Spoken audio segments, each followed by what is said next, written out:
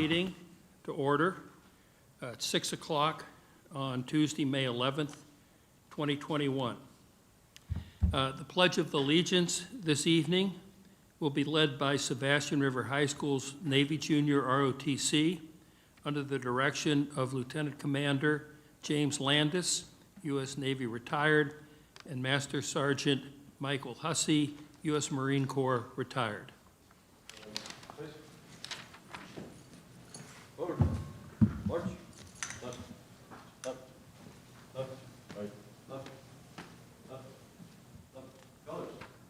Halt. Order. Colors. Ready. Cut. Left.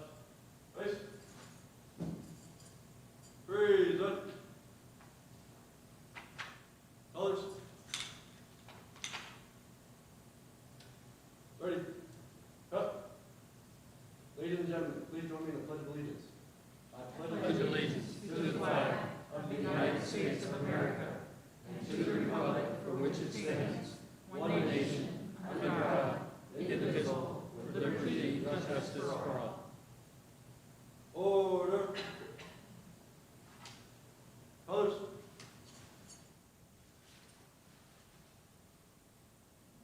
Ready? Cut. Pause. Colors. March.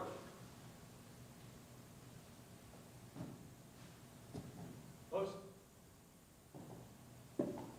Colors.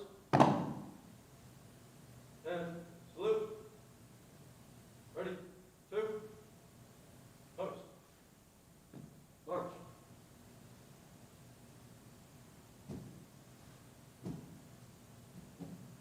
Right. Face. Forward. March. Up. Up. Up. Right. Up. Up. Up. Up. Right. Up. Up. Up.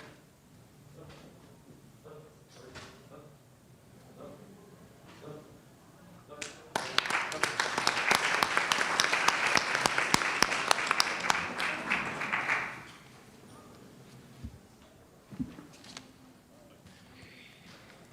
All right, welcome everybody. This is an exciting night. I have a lot of young folks to recognize in a few minutes. Before we do that, though, the adoption of the order of the day. And I would like to have item 5D pulled from the consent order. This is the minutes from the April 27th meeting. 2 corrections are required. Presentations, DNF were missing. These will be brought back at the May 25th business meeting for final approval. Are there any other items from the consent agenda that would like to be pulled? Yes. Dr. Jones. 9A, delegation to the Equity Committee, the completion of progress towards unitary status. Any other items? Mrs. 6B, Rosario. 6B. And I'd like to add an item for an action. The governor's executive orders, Governor DeSantis's executive orders that were just released. All right.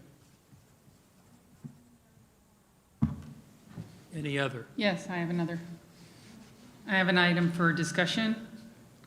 Policy 4112, Board Staff Communications. What was the, what was this? Policy number 4112.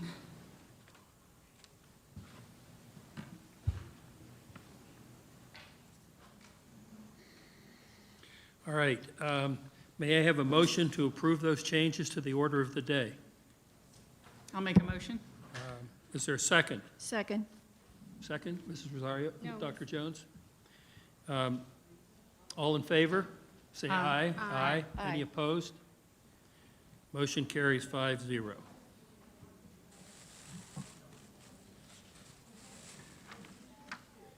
All right, at this point in time, we have a short video on district initiatives. I'll turn it over to Dr. Moore. Thank you, Mr. Chair. We have in the interest of time, we have presentations. We're going to move right into our academic signing day. This is a exciting presentation that we are looking forward to this is the opportunity to acknowledge our academic all-stars, as we're calling them. This is a day across the nation where it's Academic Signing Day. We thought the best way to celebrate Academic Signing Day was to ensure. Let me just wait 1 second until we get the room situated. Board members are moving here when we have the student ceremony. They're moving Everybody wants to see our academic all-stars. We have this planned out for a while. I'm not trying to be difficult. That's just what happens. Right. Okay. All right, so we are Because the board members are sitting here. situated. So Academic Signing Day is the opportunity to acknowledge the hard work, the commitment of students from our graduating class at both Sebastian River Senior High School as well as Storm Grove. I'm sorry, not Storm Grove, Vero Beach Senior High School. Why can't I sit here? Do you want anybody that doesn't have a chair? Why can't I sit here? These seats are reserved for the board members. When we have our ceremony, they'll be moving back here. They have their own desk. They'll be moving back here for a reason. They don't need other chairs. We need chairs for people to speak their truth here tonight. There's no reason for anybody to ask me to leave when I have a chair to sit on. You No, can, I have a seat. Thank you, ma'am. You sit down and speak your truth tonight. I don't need my seat. Exactly. She has a chair. I'm okay with it. I understand that, but there's no reason for you to get in my face like that. I don't mind standing back there. We're fine. No, I did not. I said I can sit down. All right, we're trying to run a meeting. I can sit in a chair. We're good. I know. What's the problem? You told him nobody can sit in here, right? And So here we go. Now I can't speak my truth. No, I did not. I walked in here.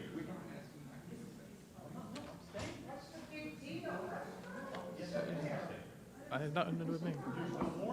We didn't say anything.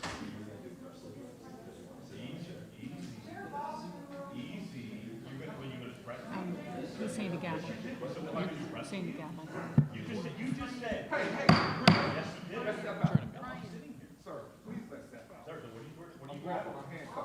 I'm going to call the meeting. This is the last Meeting.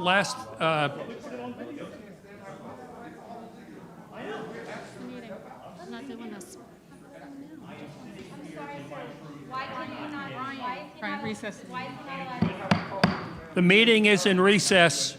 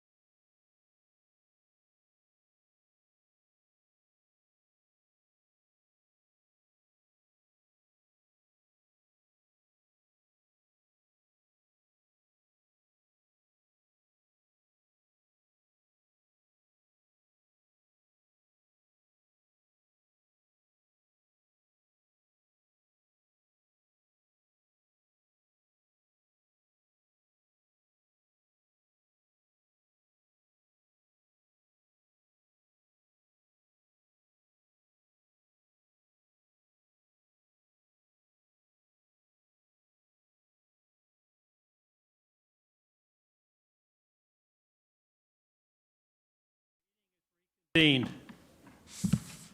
Thank you, Mr. Barefoot. So we start our meeting tonight by celebrating those who matter the most, our students and their contributions to themselves, to their communities, and the hard work that they have put forth over the last 12, 13 years.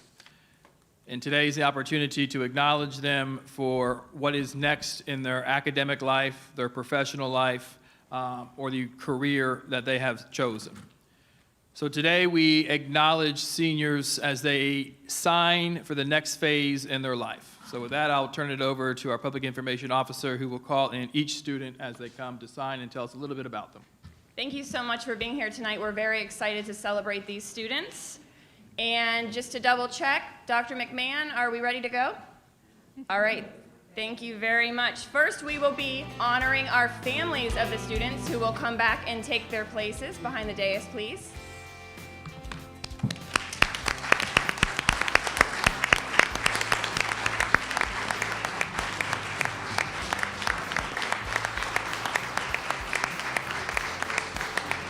And along with the families, we have the teacher that the student chose to recognize.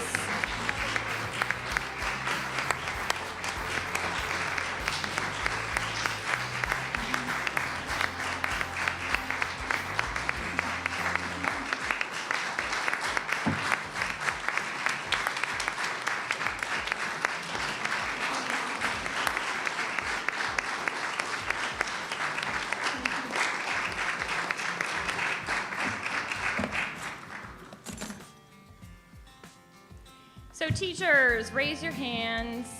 Who are the teachers up there? These are our teachers that the that the students chose to recognize.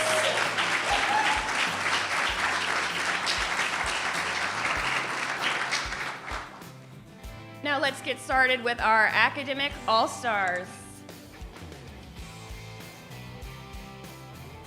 Sebastian River High School, we have Symphony Ingram. Symphony has worked hard to meet the organizational and time management requirements to be successful in the IB program at Sebastian River High School. She has already earned college credit through her high school courses and is also completing and certifying in the 3-year Biotechnology Career Tech program.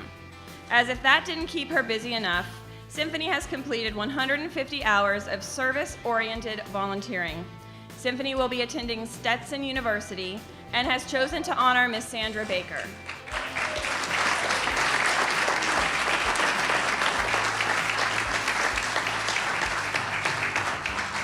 Our next all-star is Chad cannot be here with us tonight, is that correct? Chad cannot be here with us tonight, but we would still like to acknowledge our all-star. Chad has completed the rigorous automotive program and has been highly successful throughout this experience. He's a very conscientious young man, demonstrating both a strong technical skill set and professionalism. Because of these qualities, he was given the opportunity to participate in an industry internship for his senior year and has already secured employment at a local Ford dealership. Chad is an extremely well-rounded student, and Chad would like to honor Mr. Garrett Rue.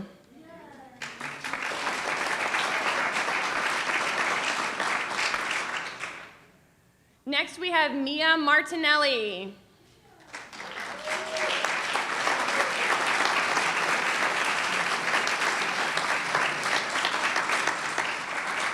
Mia is committed to the development of all aspects of her life, mind, body, and spirit. While completing the rigorous IB diploma program, she has put into practice excellent leadership skills through the Navy Junior ROTC and sports activities. Mia has accepted an appointment to the United States Coast Guard Academy, where she will major in operational research and computer analysis, with plans of being a commissioned helicopter pilot.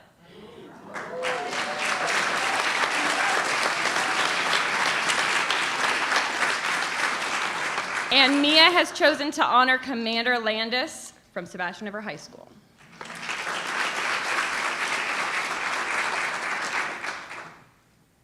Next, we have Gael Philippe.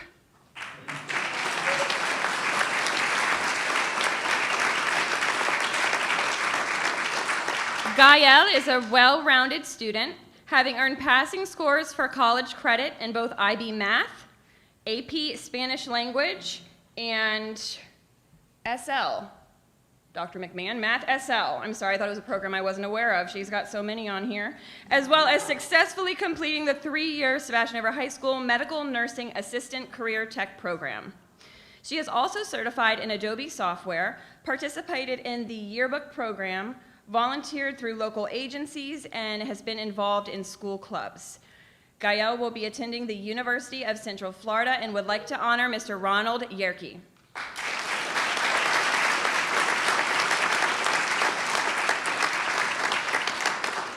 Our next All-Star is Andres Ruiz.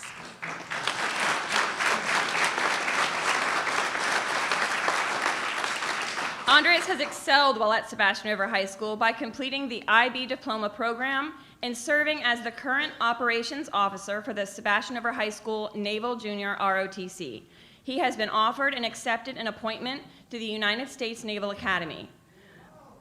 Go ahead and clap.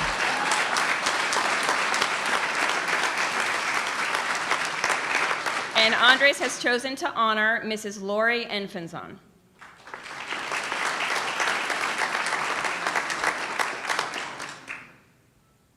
Erica Timmer is our next All-Star.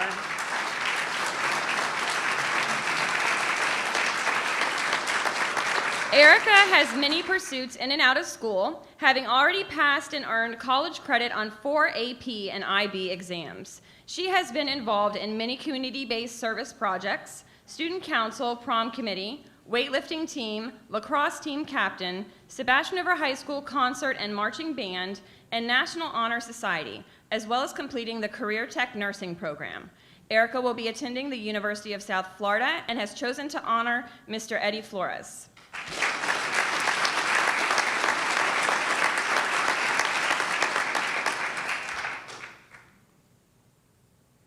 Next, we have Devin White.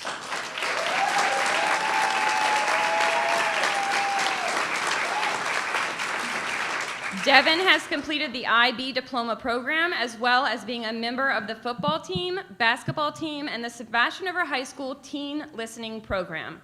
He strives for excellence with his academics, earning a 4.48 GPA while concurrently... That deserves a clap right there.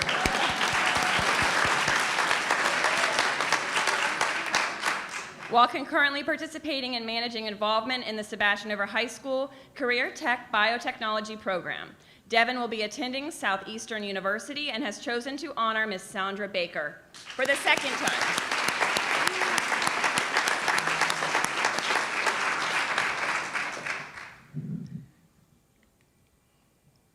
We have Caleb Cummins. He was not able to be with us tonight, but we still would like to mention Caleb,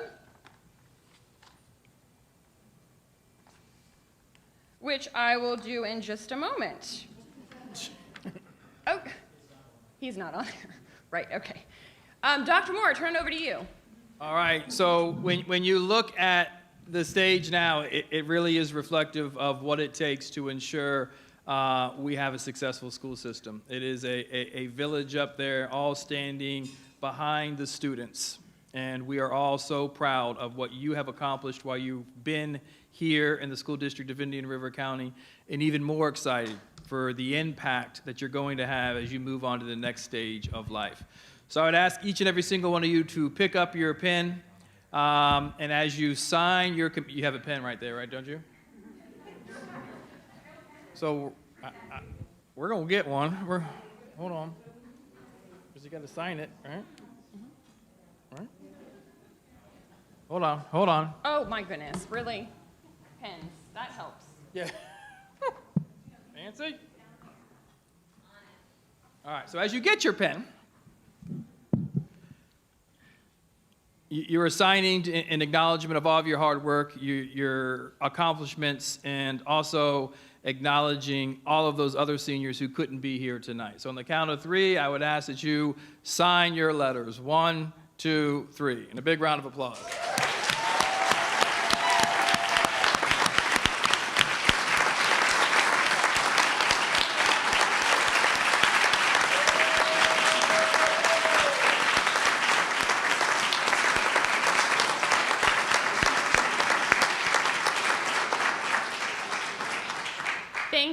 much to our All-Stars, their families, and the teachers that were recognized from Sebastian River High School. If you would stand, and the certificate that you have is for you.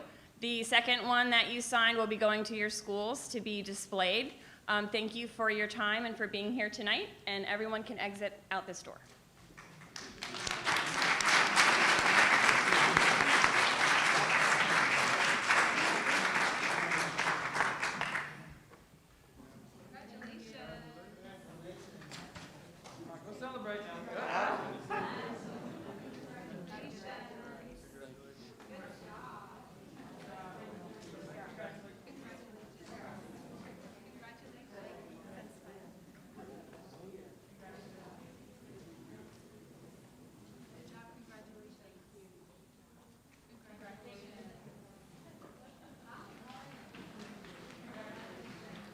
Congratulations. Go Navy.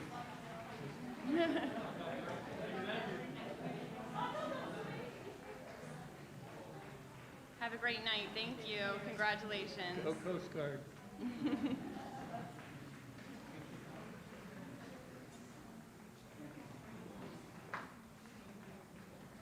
Okay, and thank you again for your patience as we take just a few minutes to prepare for Vero Beach High School All-Stars.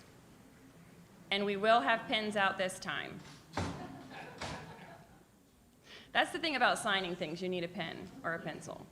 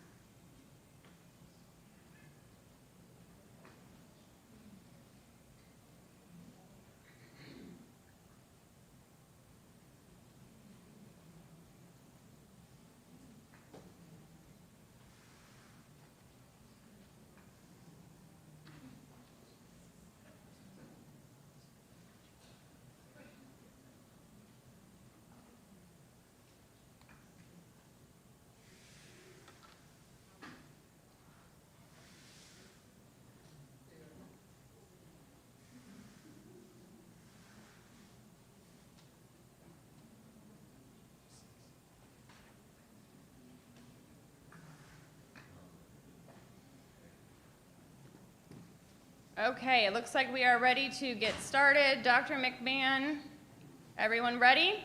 First, we would like to recognize our families who are here to support our Vero Beach High School Academic All-Stars.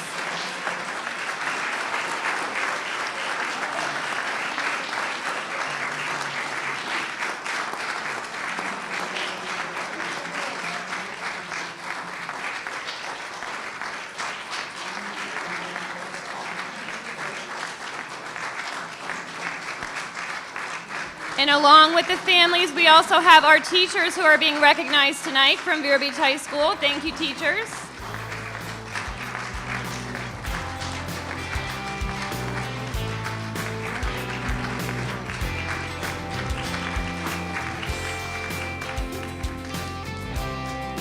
Okay, it's good to see a lot of support for these students. Teachers, raise your hand so we can see you. Thank you.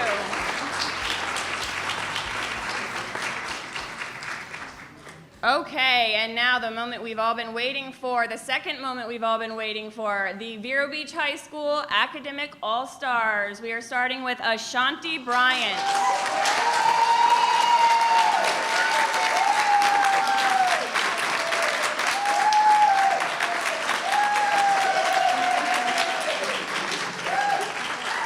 If colleges drafted students based on their character alone, Ashanti would be the #1 draft pick in the nation.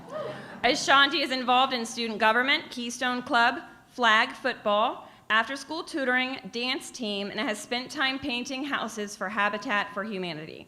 She was Youth of the Year for the Boys and Girls Club and will be the first person in her family to attend college.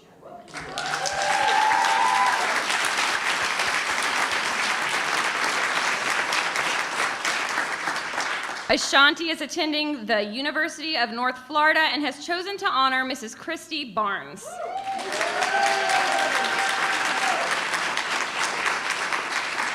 Our next All-Star cannot be here with us tonight, Miss Jerilyn Castro Rios. We have Mr. Corey Carter.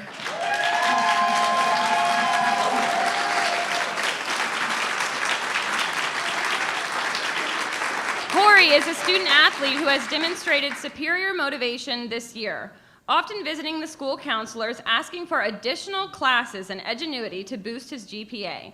As it stands, he has met all of his requirements for graduation and will attend Ottawa University in the fall. He is nothing but polite and determined, a gentle giant, big heart, kind, and definitely worthy of being an academic all-star.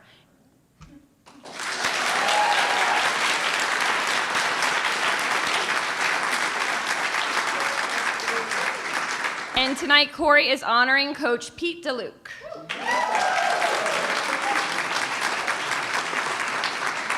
Our next All-Star is Ryan Giulianotti.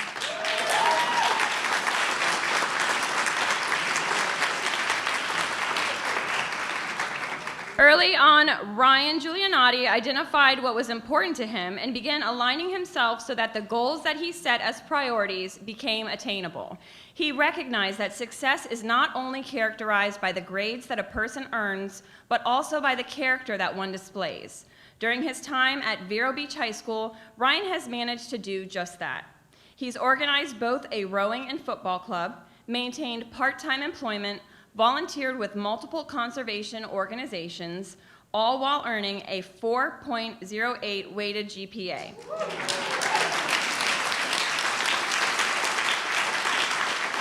Ryan is attending Florida State University and would like to honor Mr. Jeff Bush.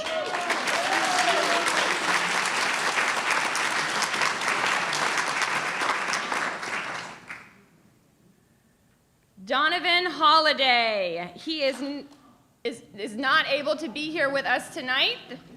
And our next All-Star is Michaela Matthews.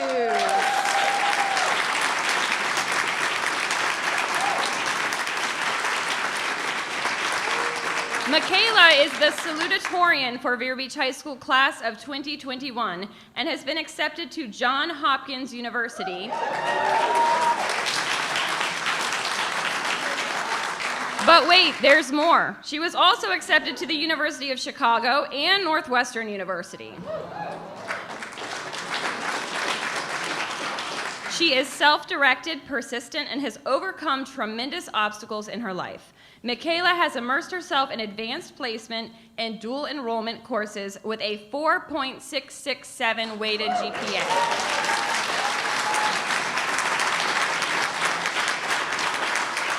She is president and founder of the Vero Beach High School TED Ed Club, National Honor Society, and Red Cross Club member, tutors for Miracle of Youth, a member of the varsity cheerleading squad, and much more. Michaela will be attending Northwestern University and would like to honor Ms. Carrie Adams.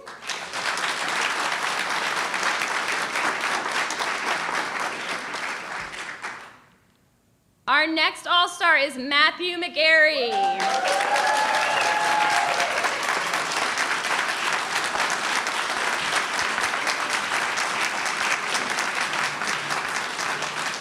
Matthew is an amazing young man who has overcome many obstacles during his years at Vero Beach High School. Despite recently losing his mother to COVID, he has maintained straight A's in honors courses.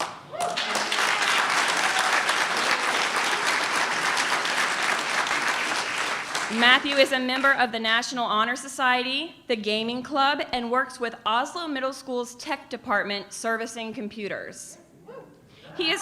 We can thank Matthew for some of the laptop maintenance. Thank you very much. He is currently maintaining a weighted GPA of 3.99. He is an amazing and wonderful young gentleman and will find success in whatever path he chooses. Matthew is attending Indian River State College and would like to honor Miss Beth Crisafulli.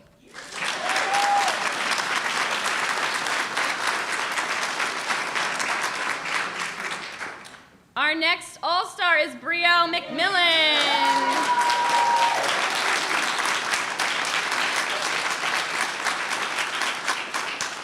Brielle has excelled at academics, successfully completing AP courses and dual enrollment courses at Treasure Coast Technical College. Brielle is active in the Health Occupations Students of America program, volunteers at the Vero Beach High School One Blood Drive, assists elementary students during annual science fairs, received her phlebotomy technician certification, and was invited into the National Honor Society while she held down part-time employment.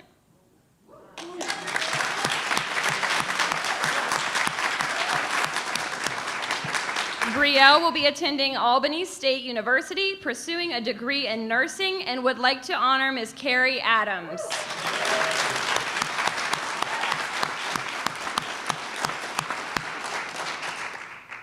Congratulations to all of our All-Stars from Vero Beach High School. So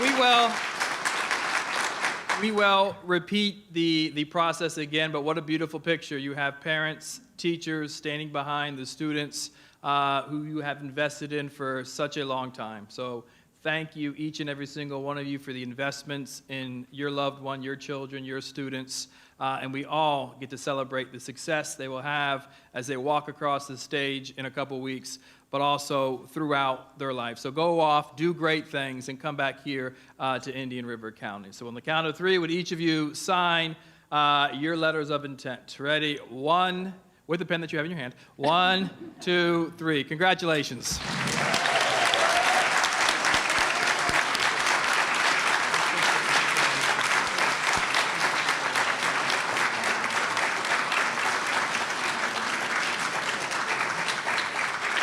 Thank you so much for being here with us tonight. All-Stars, the certificate and the blue folder is yours to keep. The other one will be displayed at your school. Thank you, families. Thank you, teachers. You can exit the TEC right through these doors. Carefully down the stairs, please. Thanks again.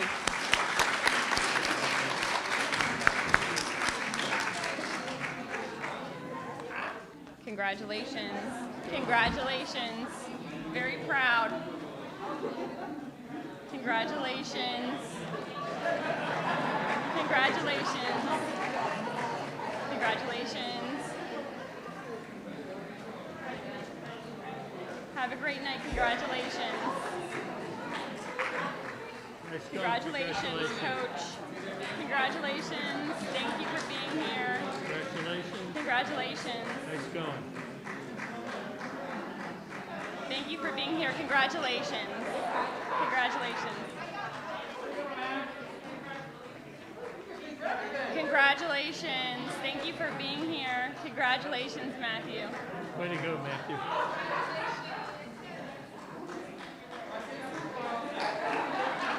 Congratulations. Congratulations. Thank you for being here. Congratulations. Okay, board members, at this time, if you'd like to return to your seats.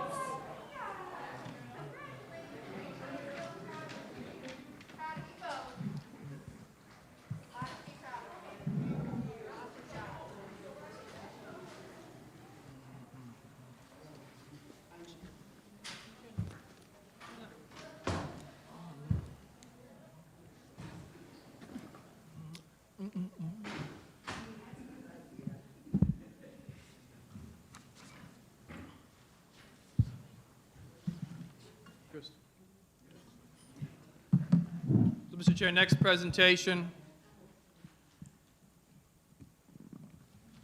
I am entirely a brief review of identified policies.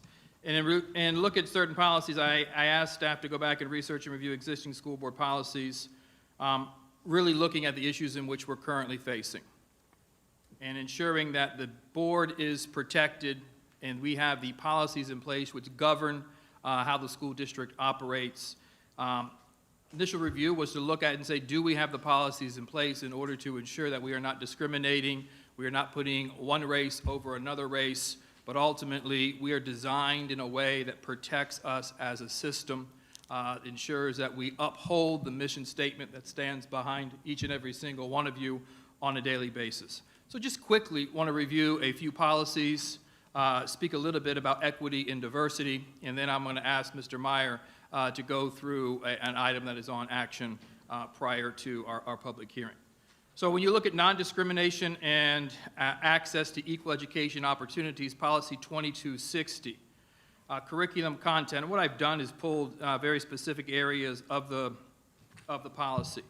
And I want to highlight two areas here. Curriculum content. Review current and proposed courses of study and textbooks to detect any bias based upon protected classes, ascertaining whether or not supplemental materials, singular or taken as a whole, fairly depict the contribution of both genders, various races, ethnic groups, etc., towards the development of human society.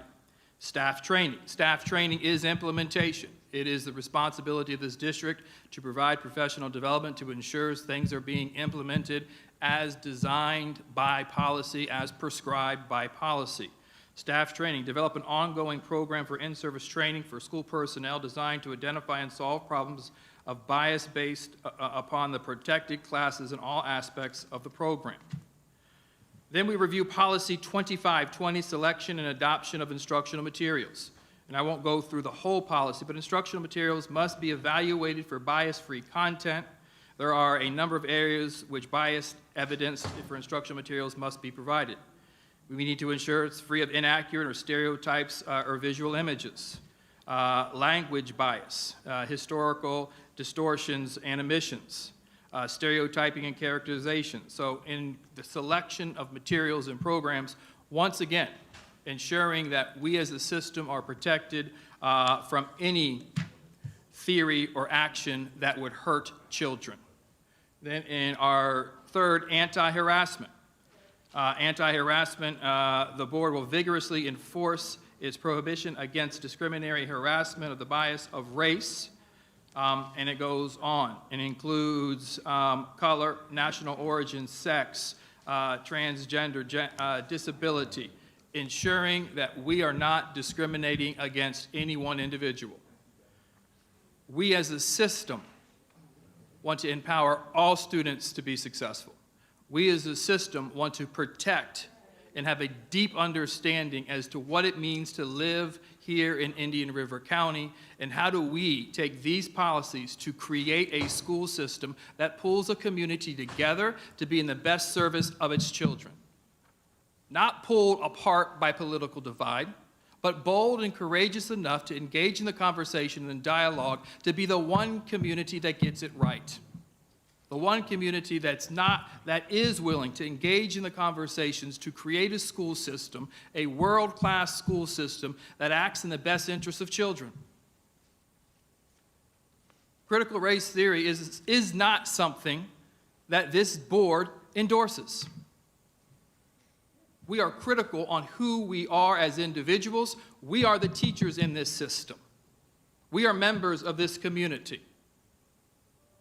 We are here to ensure that our children are provided a quality education. We've heard a lot about diversity and equity and various definitions that have been placed on diversity and equity, and a lot of conversation around the position of a diversity and equity officer that I brought to the board. And when I brought that position to the board, the pushback was quite shocking to me. Because I understand the definition of diversity and equity, and I understand the intent of the position. But as a true reflective practitioner, I listen. I come to a deeper understanding. And the understanding that I have come to is I don't need one position to look at diversity of equity, but I need to repurpose and restructure current positions in order to ensure our students have access to whatever it is they need, so every single senior has the opportunity to come to that podium or that stage and sign wherever it is that they want to go, whether it be a career, whether it be technical college, that we provide access to the human capital. We provide access to the resources, the additional systems of support to ensure each child identifies their potential. And we as a school system, we as a community support them with what they need in order to be successful. You're right, I don't need one position, but I need to structure and organize the district in a way that ensures that this work is being done across the entire organization. That access to the appropriate resources is the driving force. Connecting children to the systems, to the people, to the programs, whatever it is that they need to be successful. That's the shift. That's the enhancement. Comes at a cost saving of a district, reorganizing our district, not one position, but recreating the district in a way to ensure that we have the volume of support and the level of intention needed to ensure all of our students have access to absolutely everything that I need. And I look forward to considering what that redesign looks like and bringing that information to this board so we can engage in the work. We can work shoulder to shoulder. We need to enhance the systems of support that we're providing as it relates to parental involvement. We need to drastically enhance what we're doing for wraparound services before school, after school, summer school services. We need to do a better job of putting our shoulder to that particular work. We need to ensure access is being provided. Access to advanced programming, access to athletics, access to activities, access to AP courses, access to dual enrollment courses. We are not where we want to be as a system. But this kind of dialogue that we're engaged in right now hurts children. It hurts children. It pulls us apart as a community, and quite honestly, we should be willing to say, although we may think differently, man, let's work together to benefit and expand those opportunities that those children just provided to us. That's not easy work. That's not hard work. But this staff will continue to open the doors in order to ensure that we're providing those opportunities. We will lead in bold and courageous ways in order to ensure that's the school system that we are creating. That's the school system we're creating. For now, I want to turn it over to Mr. Meyer. I asked Mr. Meyer to review an item at the will of the chair. It is an item that's for action, but I think it's valuable to go over now because there have been modifications made to that item. Through the chair, thank you, Dr. Moore. And I won't overstate what I stated last time we met 2 weeks ago, but there, like Dr. Moore said, there were some changes, and I tried to speak with as many people in the lobby as possible about these changes, and so we'll continue to do that here before people speak. And of course, now that it's been pulled, we're happy to speak to it in depth later on in the action meeting, and I'll continue to speak whenever anyone wants to talk about curriculum. So on March 9th, we gave a presentation to the board. Of course, we've gone through the board policy of adoption of instructional materials. That began last October. At that point in time, we did not know which materials would be selected by the state to be on the adopted list, but we gave the presentation to the board in March in anticipation of a notice public hearing to be conducted on April 13th. On March 30th, the list came out, and our primary choice in elementary school was not on the list, so we reconvened the elementary committee and selected an alternative choice. At that April 13th meeting, I notified the board that although we would have the public comment on all of the primary products, that most likely we would not be able to select the Amplify K-5 product because it wasn't on the list, and we needed to, of course, move forward selecting an alternative product. And so on April the 27th, we did our public hearing on HMH as that elementary product that is on the list.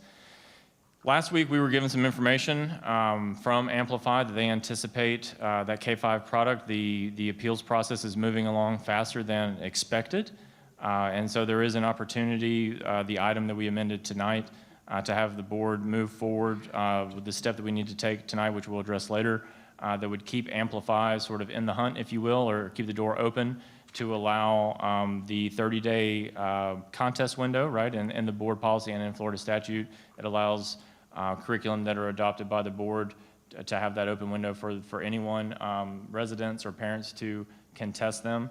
And we would vote on the 22nd to actually procure just one of the products, but it would leave that door open for Amplify, which was the committee's primary choice, to be selected should it make it through its appeals process.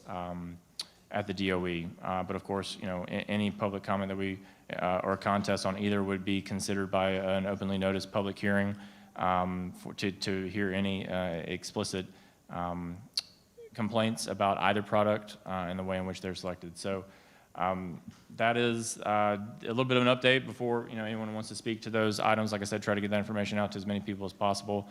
Very grateful that many of the people I see have reached out to me. We were able to have a great session the day after that April the 27th meeting, have been able to speak with community members at last week's town hall, at an event last night, and just continue to welcome the community to reach out to me and my staff, and we have an open door. We'd love to share everything. We're completely transparent about where we are.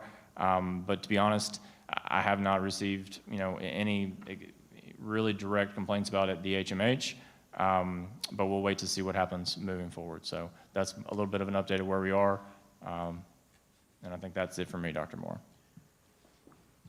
Thank you. So in short, that allows us the opportunity to go with our first choice. We are anticipating it being back on the list. If that so happens, as Mr. Meyer said, keeps that door open. That is the presentation.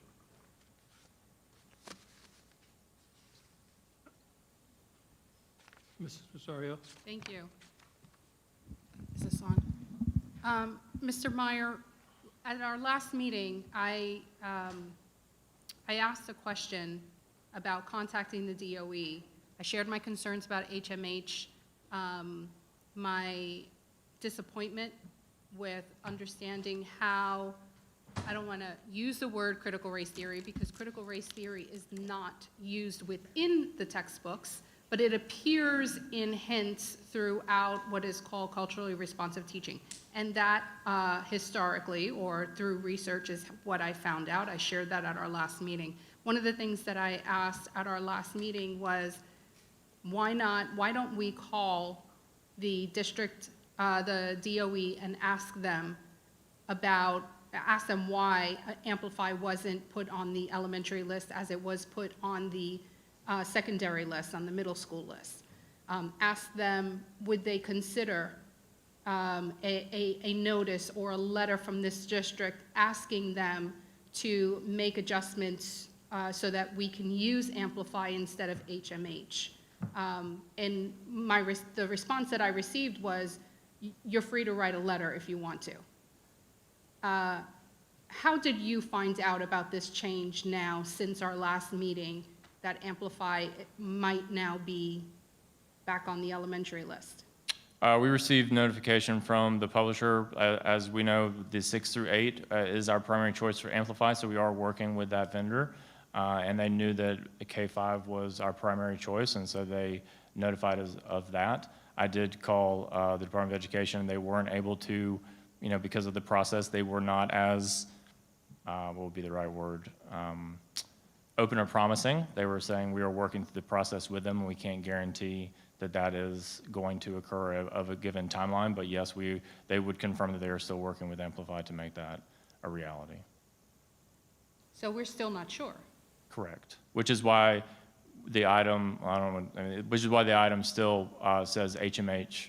I guess or. It doesn't say or. It's we will only select one of the two to procure because it's a large procurement. So I had more to add and some suggestions, which is why I pulled it from.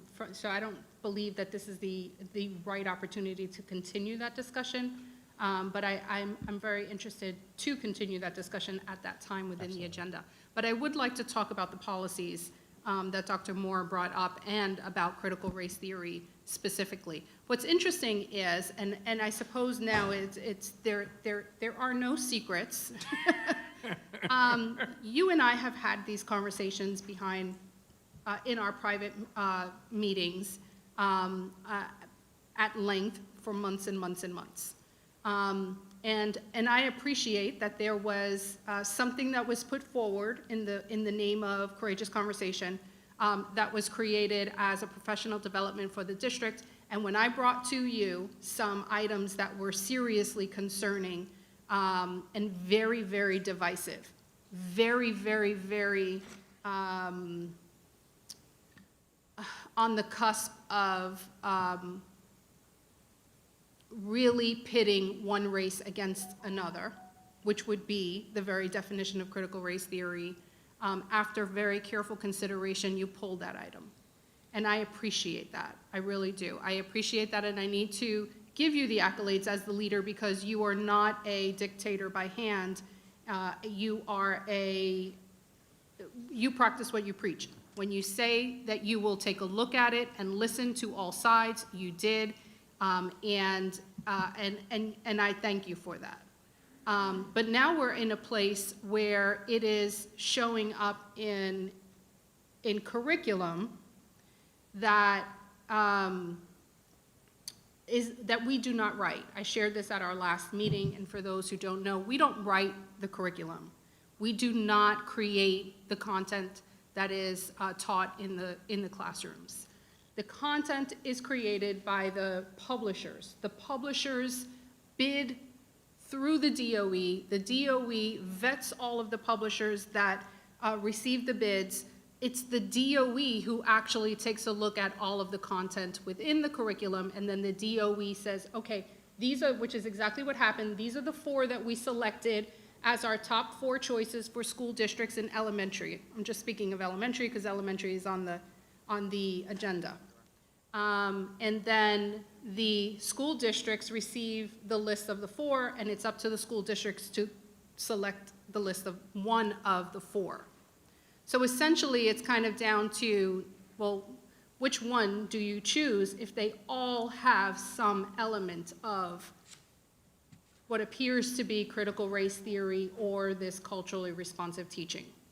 And if you want to know more about culturally responsive teaching, I shared at our last meeting the research that I found on it, so I won't waste any time right now on that. Social and emotional learning is not critical race theory. Social and emotional learning in curriculum really looks at the whole child, but it is not. It is now being used in the public as a part of critical race theory, and I'd like to debunk that because that is not accurate. Other aspects are. Other aspects that really talk about the social construct of race, or institutionalizing racism, or speaking on racial caste systems, or using identity politics in classrooms or in lessons. There are so many different ways of looking at it. The recognition that race is not biologically real, but is socially constructed and socially significant. The acknowledgement that racism is a normal feature of society and is embedded within systems and institutions, and that the idea that racist incidents are intrinsically different because of your race essentially makes people who are white supremacists. I'm really generalizing at this point. There is a good article that was written by Christopher Rufo, who is an investigative journalist and founder of and director of Battlefront. And he writes what critical race theory is, and he says, critical race theory is an academic discipline that was formulated in the 1990s, built on the intellectual framework of identity-based Marxism. He continues and says that there are a series of euphemisms deployed by its supporters to describe critical race theory. And this is in part where we're getting the community's uproar about this. Those euphemisms include equity, social justice, diversity and inclusion, and culturally responsive teaching, which is showing up in our textbooks. Critical race theorists, masters of language construction, realize that neo-Marxism would be a hard sell. So they lean on the words of equity or equality and some of these other euphemisms. How it works in society, and in our situation we're talking about schools, and you'll hear these phrases So I'm not going to read every single thing here, but I'll just tell you that you might hear phrases such as virtually all white people contribute to racism. Everyone in the federal government needs to convert to the ideology of anti-racism. White supremacists, that some people have to renounce their white male privilege and write letters of apology to fictitious women and people of color. And this goes on to really show some ways that we can fight against critical race theory. My point in mentioning all of this is that this district does not have, we don't have anything, this is all fairly new, right? This whole discussion to us about critical race theory and it being in or embedded within our curriculum. And I might note that the board does not, we don't vote on curriculum.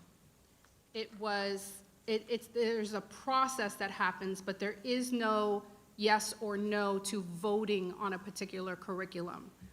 So I just wanted to share that. So there's no voting tonight. But we do have an opportunity to share our thoughts on different curriculum that get put before us, and then and we move forward from there.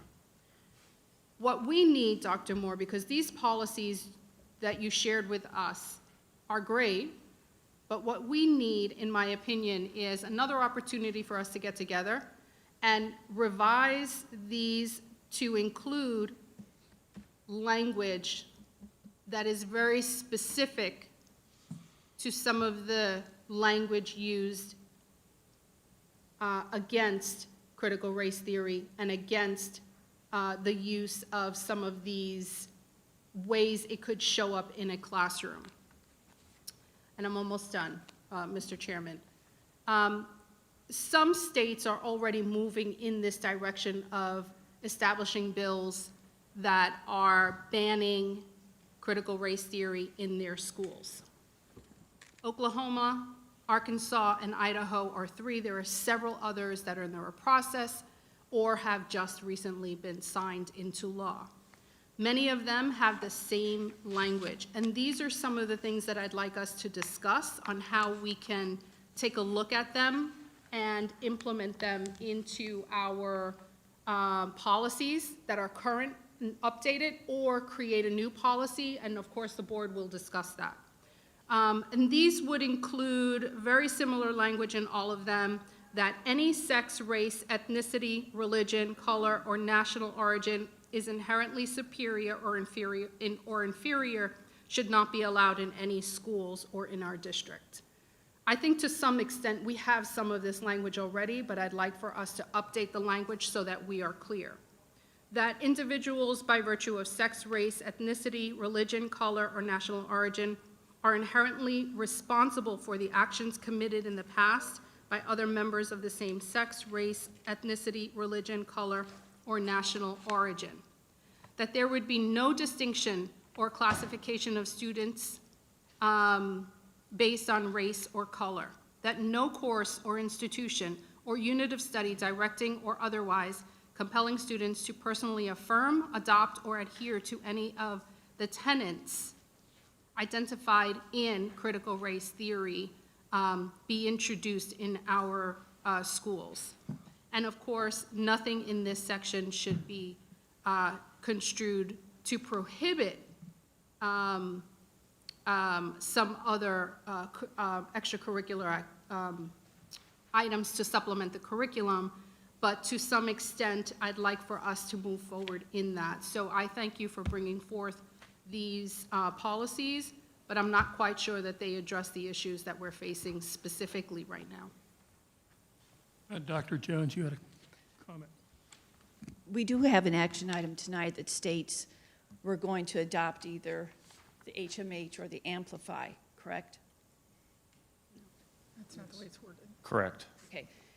Just for my knowledge, because going through this before the state, district, and school level, why was Amplify the #1 choice?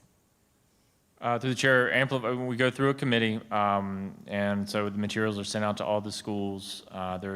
Anyone can be a part of the official district-wide committee, but we want there to be at least one representative at each school.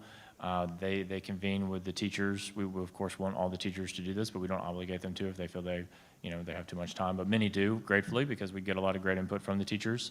And then once all of those results are compiled, the committee meets and we have a discussion in this room where everyone shared the pros and cons and the different ratings.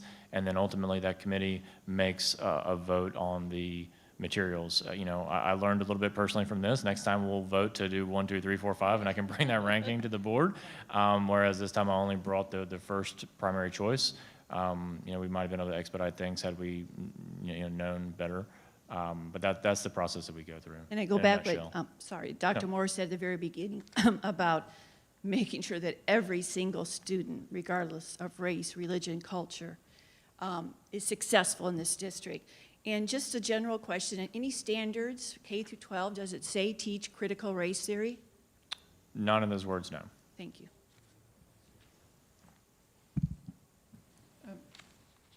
Say one thing.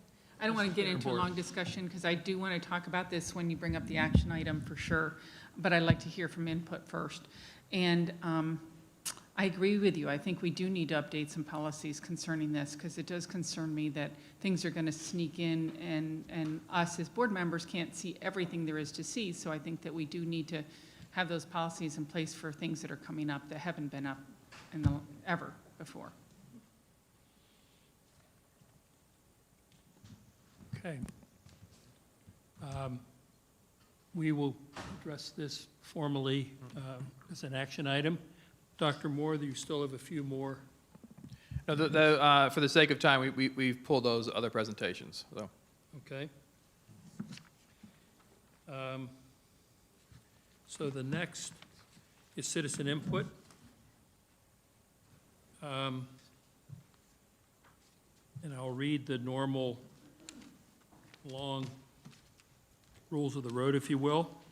The public may offer public comments by appearing in person. Such persons will be placed in the meeting room subject to space availability.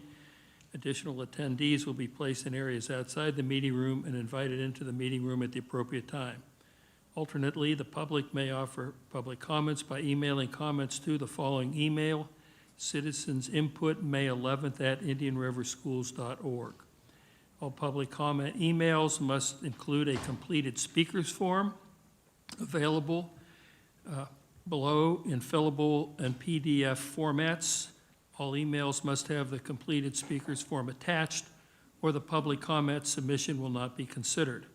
All emails containing public comment with a completed and attached speakers form received by 12 noon will be provided to all members of the school board prior to the meeting and will be appended to the meeting minutes. The public is advised this email address will be used solely for obtaining public comments for the board meeting and should not be used for other purposes or questions.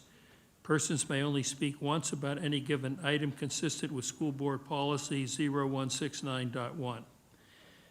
There are a couple of more guidelines. Each statement made by a member of the public shall be limited to 3 minutes duration. Persons will be recognized in the order in which the requests were received. Persons may speak for up to 3 minutes at the beginning of business meeting during citizen input as indicated in the order of business, and for up to 3 minutes to each action item during the action agenda and each board member discussion item as indicated on the order of business. Persons may only speak once about any given item. The time period may be extended by the presiding officer. Only the individual submitting a speaker's form is allowed to address the board. Time may not be yielded to other speakers.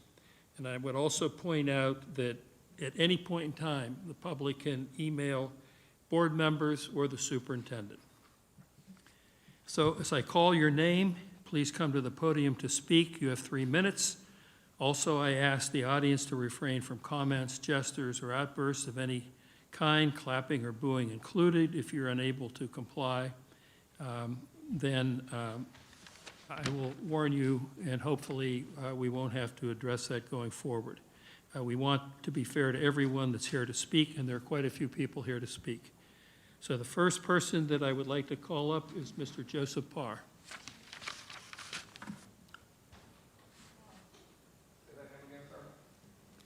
Joseph Barr. Joseph Parr, P-A-R-R.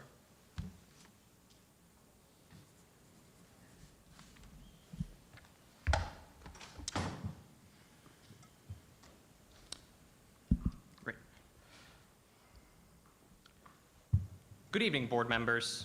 A lot of the criticism of critical race theory that you'll be hearing tonight are going to be recycled talking points from various political pundits who have obviously never read the material. You're going to hear things like critical race theory is Marxism. Critical race theory holds that the most important thing about you is your race. Critical race theory teaches children to hate America. All of these are completely false talking points that are designed to undermine any type of discussion on racism in our country.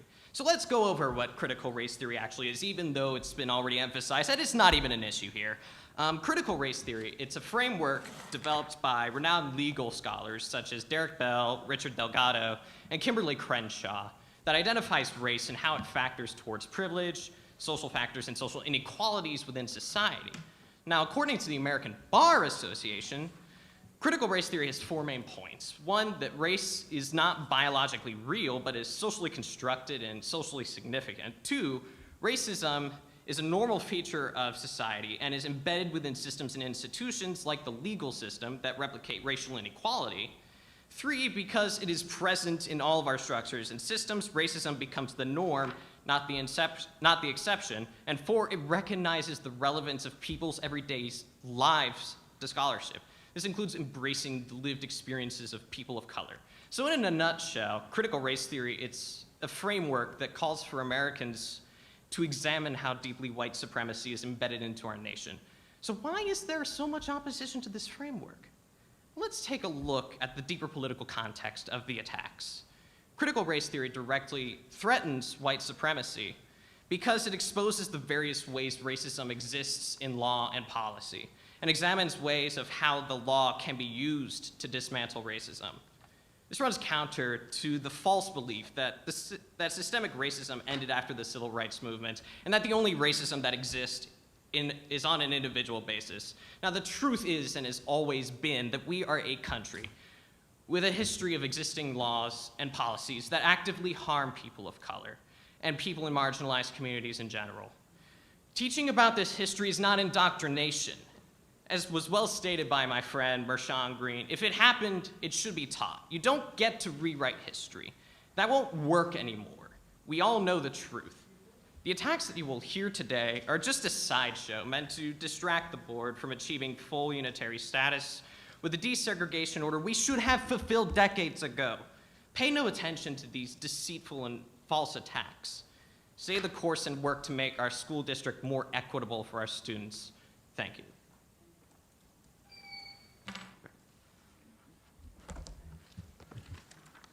Thank you, Mr. Parr. Next speaker, Amy Fogg. High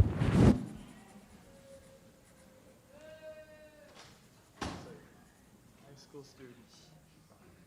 High school student. College. He's at Stetson now. Graduated. He graduated from here, yep. Hello, my name is Amy Fogg. I've never done anything like this before. I have 4 daughters. I was raised in an extremely racist home by my father, and I was even beat because of, like when I was 10 years old, I was in the nursery, and I was soothing a little black boy that had teething issues, and I was beat afterwards and told I was banned from assisting in the nursery. I have eliminated racism in my descendants. This is not, the critical race theory is not the way to do it. The way to do it is through love. The way to do it is through forgiveness. The way to do it is to put a stand against isolating someone because of the color of their skin, or because of unforgiveness, or because of things of that nature.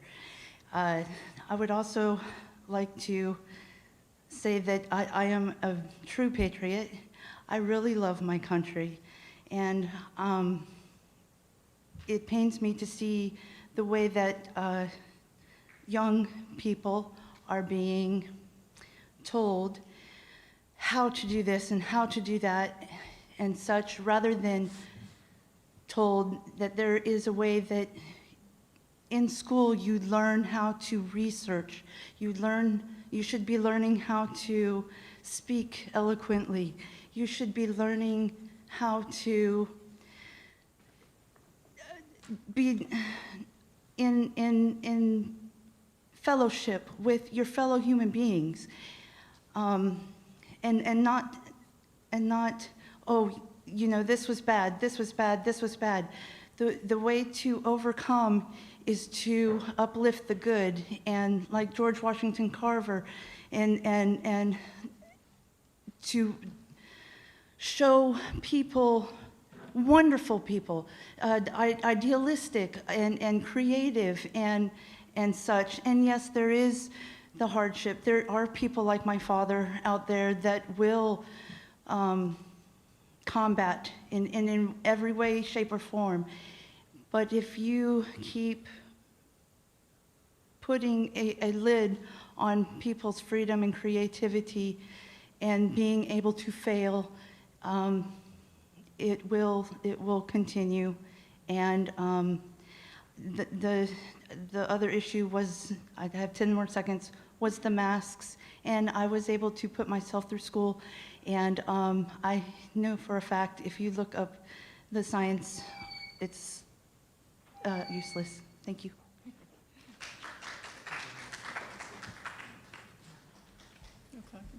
Next speaker, Mrs. Elward.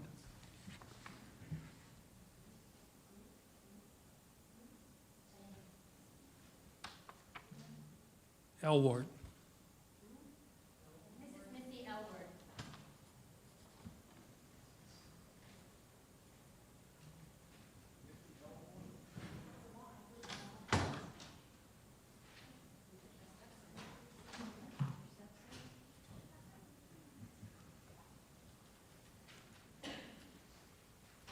Timely person.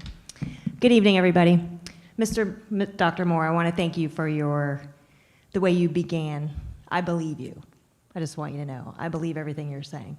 I know your job is very hard. I haven't been to any of these meetings. I've been able to watch all of them. I've watched people go back and forth and fighting, and we can hash up all of the things that have happened over the school year. I can tell you that my daughter was subjected to a COVID test early in the year.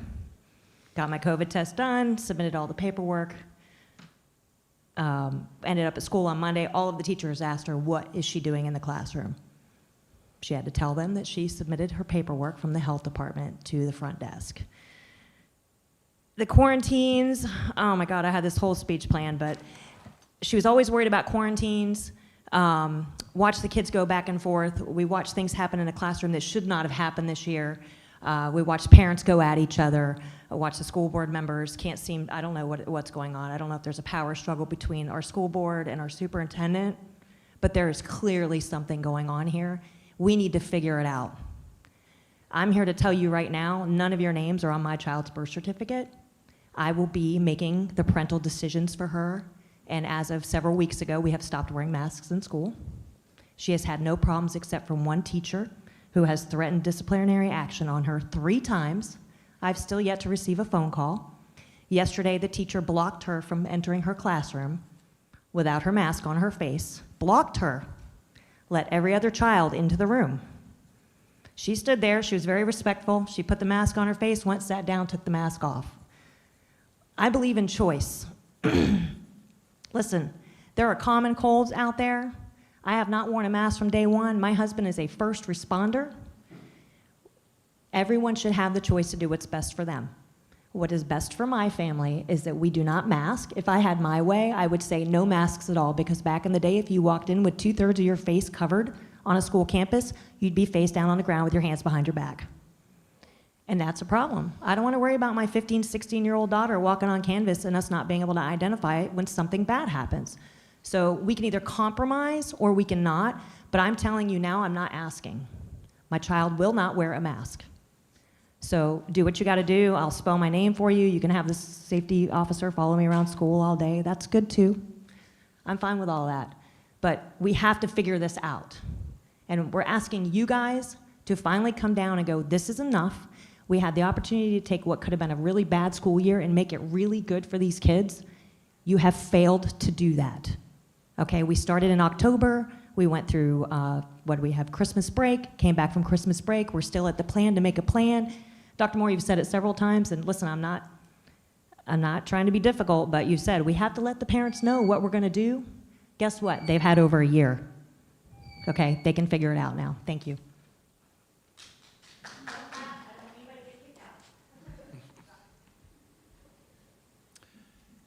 Next speaker, Nicole Campanelli.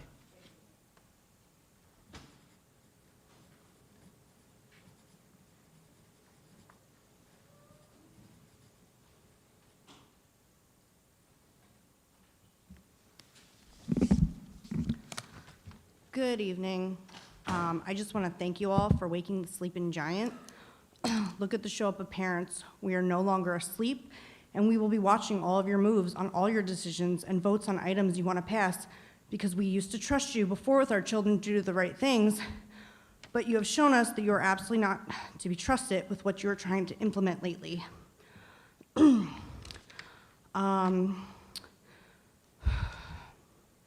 So I don't know why Governor DeSantis refuses to create a separate executive order and protect the children from this blatant child abuse that's been going on for an entire school year, but he won't. Last Tuesday, I showed up at a press conference he was at in Vero, and after taking a photo with him, I asked, why are the children still in masks in school? He stuttered, but with the Department of Education, they put out saying masks don't work. We put that out there. Following day, a reporter asked him the same question. He stated, in terms of what we're doing next year, people have asked, the Department of Education has put out very clear data and guidance. The school year should look normal. The next day in West Palm, he was asked, we've never required them to be masked, he stated. That is not our policy. Florida has never had a mask mandate for the public, for the school children. We've never done that, and we don't support it. So he can state his opinion all he wants, saying he personally believes children in schools shouldn't be masked, but actions speak louder from words. And we can all pretend that Florida is free, but we are far from it. Children had never been the ones overcrowding hospitals nor dying. Out of the 302 deaths in this county, 124 of them were at long-term care facilities. Nothing to do with children, so why are they suffering all day? It is day 421 of 15 days to flatten the curve. Children still in masks is infuriating, and we will not trade in the mask for vaccines with our children. Back at the April 13th meeting, I stated, any staff who wants their vaccine had the opportunity to do so, and then I believe Ms. Rosario later stated, our decisions aren't based on vaccinations. And if you want to state, well, what about the immune-compromised people in the schools? My son is immune-compromised. His immune system is literally attacking his pancreas, causing his beta cells to no longer secrete insulin. Yet I am here, the mother of a child with an autoimmune disease, not wanting the kids wearing masks. And the fact that my straight-A student, who is thriving everywhere else in second grade, is worrying about being kicked out of school because he gets in trouble for the mask slipping under his nose when he's in the hallway is ridiculous. Even though he shouldn't be in one period because he is exempt and it messes with his sugars and his diabetes. But since this has clearly never been about health, you should all be ashamed that your absurd mask mandate is clearly causing children to be anxious, nervous, and worried. You should be disgusted, but what are we doing to the mental health of children? Or does that not matter? Unmask our children already.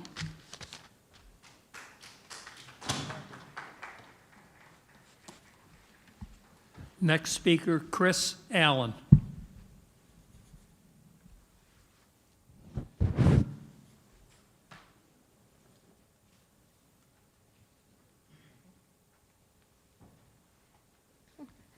Hi, my name is Chris Allen. As you know, Governor DeSantis signed 2 executive orders recently that invalidated emergency COVID-19 orders in Florida, and almost immediately the Department of Education said that it doesn't apply to the schools. So I think almost that same week, my friend Nicole went up and asked Governor DeSantis about it. He said that the DOE put out a letter. The next day that He basically wants it to be a normal school year, and I think she mentioned a few other quotes. And today, he said, "These kids do not need to be wearing these masks, okay? I'm sorry, they don't." So these statements reaffirm that it's up to these school boards and always has been. I saw that Dr. Moore announcement on May 7th. Again, he stresses that you plan to have masks optional by the beginning of the school year, and if not at the beginning, at some point. But for some reason, you're about to consult a task force about it first. I did not elect or choose a task force to make decisions for my child when it comes to medical decisions. You're literally fighting a losing battle. Florida will get back to normal, and you are the only ones fighting against it. I urge you to stand up and make a motion to make masks optional now.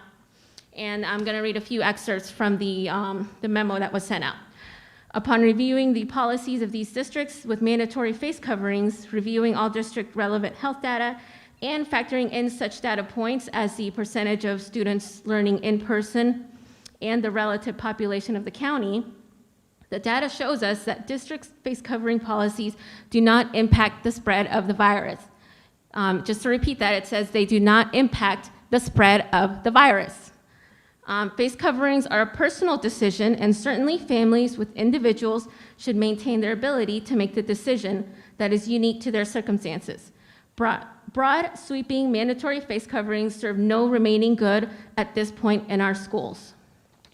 And that's when he asked that the school districts revise their policy to make the masks voluntary. And I got a letter from the Chancellor of Public Schools today kind of going into where that decision comes from, and he said, from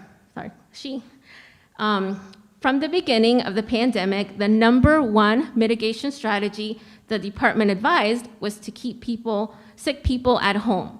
So if you wanted something from them, that's what they said. The #1 mitigation is to keep sick people at home. They go on to mention how many counties, I think 27 had masking optional. So for the ones that were afraid to have masking optional, there's 27 others that did it. The review of the data showed no link between face mask policies and counties' positivity rates. The data also supports the CDC's findings that incidents at school reflect, so we want mask optional.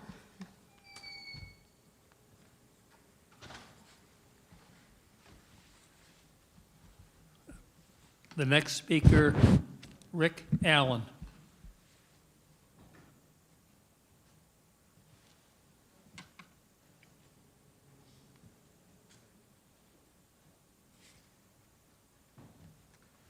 Hi, I'm Rick Allen. I've been here before. Hello, everyone. Please, do the right thing. You know what you need to do. You need to make masks optional right away, not waiting till next year. At this point, we're wondering, is it the DOE? Clearly not them. They issued a letter. We have it in writing where they said masks are, in their mind, not required and should always be optional. So is it the Department of Health here in Florida? No, because they referred Ms. Berenborg. She pointed out to us a couple meetings ago that they referred her to the Department of Education. So who is it that's controlling you guys? Is it the school union, the teachers union?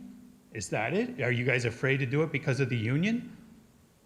You need to take a stand, get a backbone, take a stand against the mandatory masking. Thank you, that's all.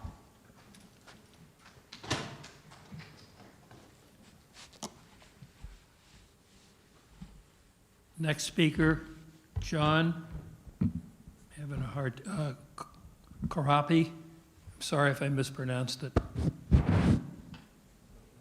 John Karafi. Thank you, sir. My name is John Karapi. I am a 35-year resident of Indian River County. My son goes to school here. The last time I was here at a meeting, 2 meetings ago, Dr. Mark McCain spoke about how many kids he has treated for depression, anxiety, social isolation, and attempted suicides. More than anybody he's ever treated in his entire career as a doctor in this town. The man grew up in this town. He came here and spoke to you guys about it. He was supposed to speak about masks. He went into the whole other scenario. He's not treating kids for COVID. He's treating kids for mental disorders. And it's going to get worse and worse if you keep this up with these masks. It's going to keep going until these kids are treated for post-traumatic stress disorder. And it has to stop now. This charade that you're doing, this political charade, is got to stop tonight.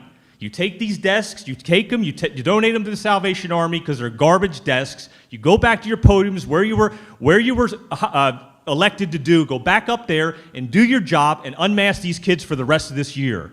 They deserve that. My son went to that school. He decided and chose to go to school to wear a mask because he wanted to be with his kids and not sit home and have to go see Dr. Mark and get prescribed medication. It's got to stop. This charade is a political charade, and you guys are going to keep carrying it on and carrying it on and carrying it on until it never ends. Now get rid of these desks, make this room go back to normal, let these people come in this room and be able to speak their truth without being told they can't come in here, like I was told earlier today. Why was I told I can't sit in here when you got people standing out there? They all have muzzles on. They're sitting there they're sitting down on chairs. The people are standing up. Nobody's allowed to stand in here but these two guys, and they want to escort me out of here so I can speak my truth. It stops tonight. Get back on your podiums, do your job, and finish this thing, and let these kids end the school without wearing a muzzle the rest of the year, and then decide what you're going to do next year and make it optional. This has to stop. Enough is enough. Enough. And you guys got to stand up. We voted for people to stand up for our children, and you're not. None of yous are. Somebody's got to step up. Look at me. Take a look. Don't look down. Look at me when I'm speaking. You were elected to do this job. Don't not look at me and look at your phone and play with your hair. Do it and listen. This is what we're here for, to speak our truth. And nobody wants to take that into consideration. Don't want to take Dr. Mark's consideration? That he's giving kids medication because they can't handle it? They can't stay home and be isolated? Does nobody here see that there's something wrong with that? There's nothing wrong with that. Because to me, it seems like there's something wrong with it. And it needs to stop tonight. And you guys need to let it stop. You have the power. You do. It all starts today. Everything starts today. The past is the past. The future is unknown. It starts tonight. End it now.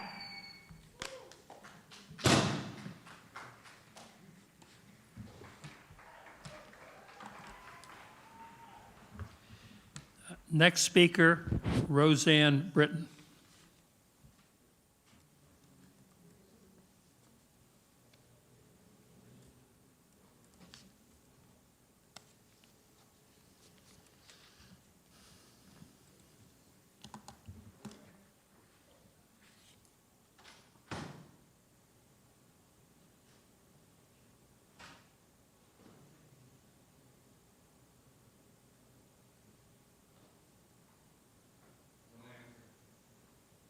All right, well, if she's there, if anybody knows her, she can come back.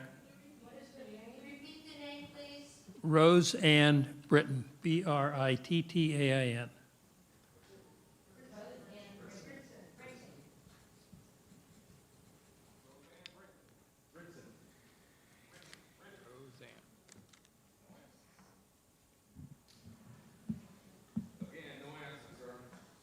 Okay. Lynn Parker.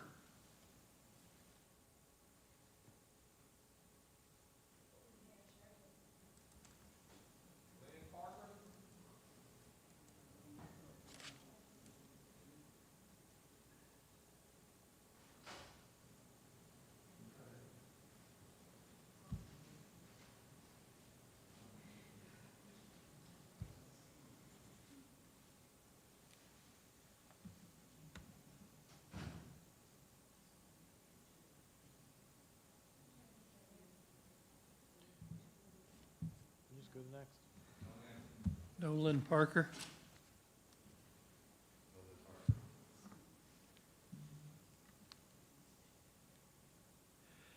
Next speaker, Jamie Mariano.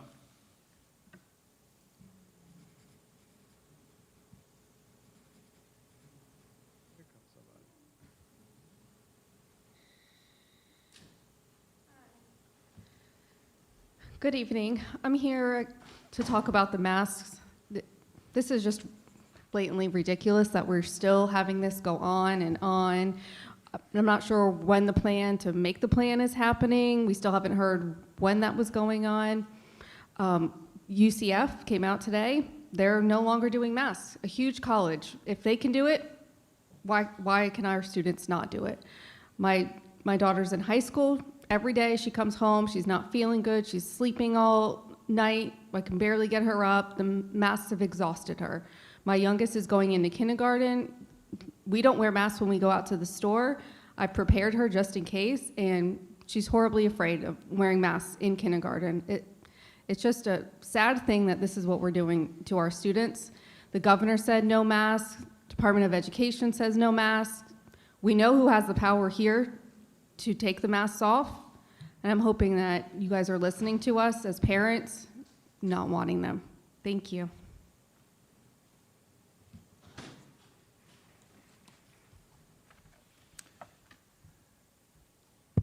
The next speaker, Dee Lavandera.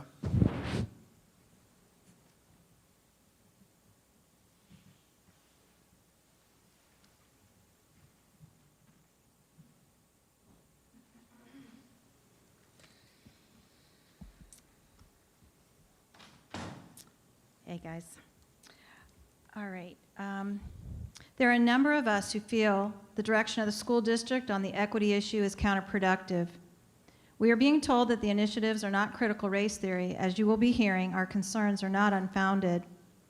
Attempting to marginalize those with legitimate questions and concerns is not helpful. We are not merely troublemakers, as suggested. We truly want our public schools to provide the children of Indian River County a solid education in reading, writing, mathematics, science, world and U.S. history with a positive emphasis on the Declaration of Independence and the U.S. Constitution. And I would add personal finance, where mutual respect for individuals, especially parents, is encouraged and modeled by faculty and staff. Critical race theory asserts that systemic racism is part of American society. According to Professor Crenshaw, a longtime proponent of critical race theory, it is an approach to grapple with a history of white supremacy. Critical race theory wants to continue to look backward in order to exacerbate divisions by race. It uses terms such as whiteness, white privilege, to evoke feelings of guilt, shame, and condemnation. These are not constructive emotions. They do not create feelings of mutual reconciliation and restoration. Critical race theory is a divisive and destructive approach. It paints with a broad brush, condemning the innocent, and speaks a spirit of discouragement to those not experiencing whiteness. Issues regarding race relations within our school district are truly a community issue. The answer is through community engagement. It is counterproductive to characterize a large segment of our community as racist while asking them to be more engaged in racial concerns.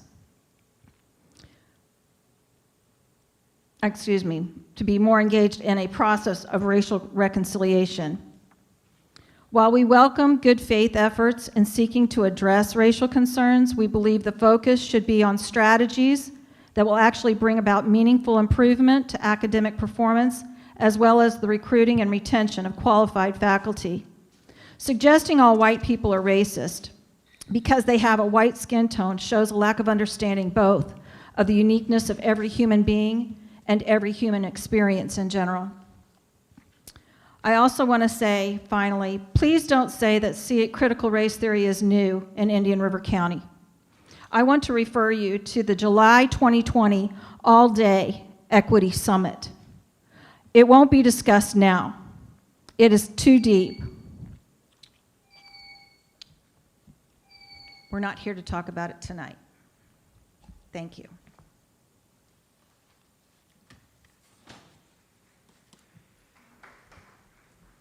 Next speaker is Kim Westcott.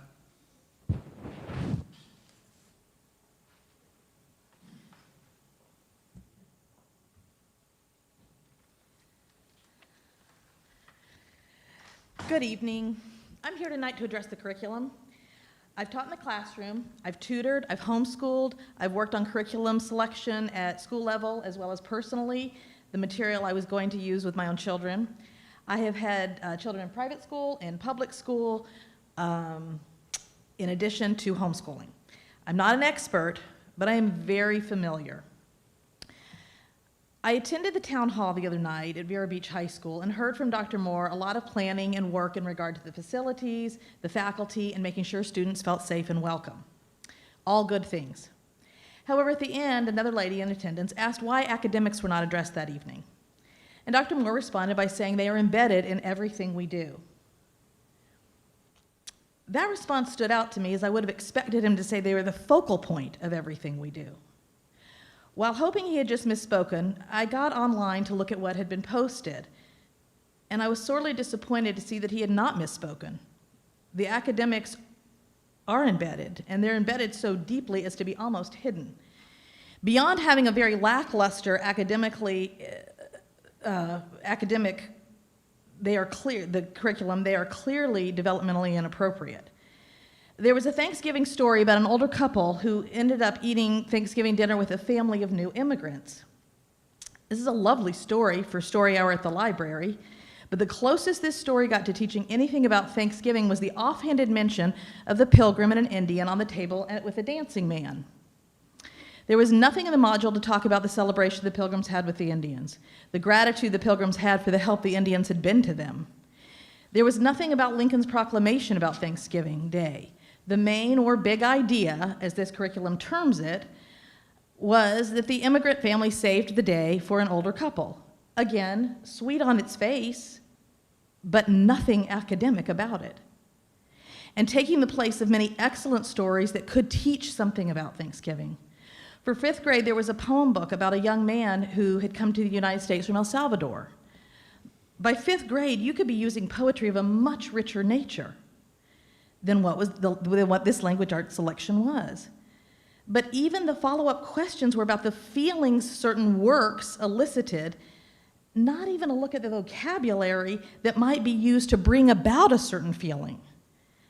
Again, nothing academic. Another opportunity lost to bring enriching poetry that would teach the students how to express their feelings through word art. The kindergarten curriculum you chose to post was simply developmentally off and may result in many children feeling frustrated and learning that school is not the place I will succeed. I know there's a system, and I know the DOE approves certain curriculum, and you lose money if you use something outside that framework. I also know you can get another, I'll be done in just a second. I also know you can get curriculum approved by DOE, and I appreciate that you are working on that. It doesn't take that much to educate our kids well.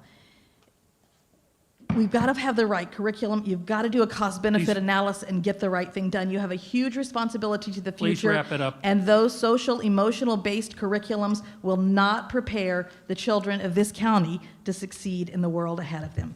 Thank you.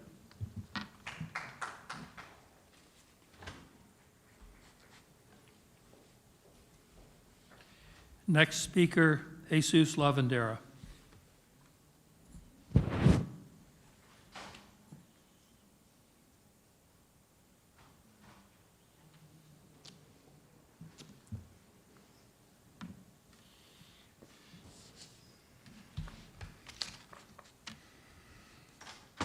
I have a question for the Mr. Yuppie Stetson college student that was here, made the first talk, and it's actually a question I have for all of you. I wonder if he knows who one of the most famous founders of the Texas Republican Party was back in 1869. Do any of you know that? The most famous founder of the Texas Republican Party. Does anyone here? Raise your hand if you happen to know who that is. I'll give you a hint, it's a black American. Nobody knows. It was Frederick Douglass, the greatest abolitionist in all American history. Did you also know that 90% of the makeup of the Texas Republican Party was from freed black slaves? Wonder why. Did you also know that Thomas Sowell, the greatest philosopher and thinker of the 20th century, a black man, was a Republican, not a Democrat? Why would that be? Did you also know that Dr. Thomas Dr. King. Dr. King was a Republican. Martin Luther King was not a Democrat. Why is that? Let me guess. Let me try a little guess here.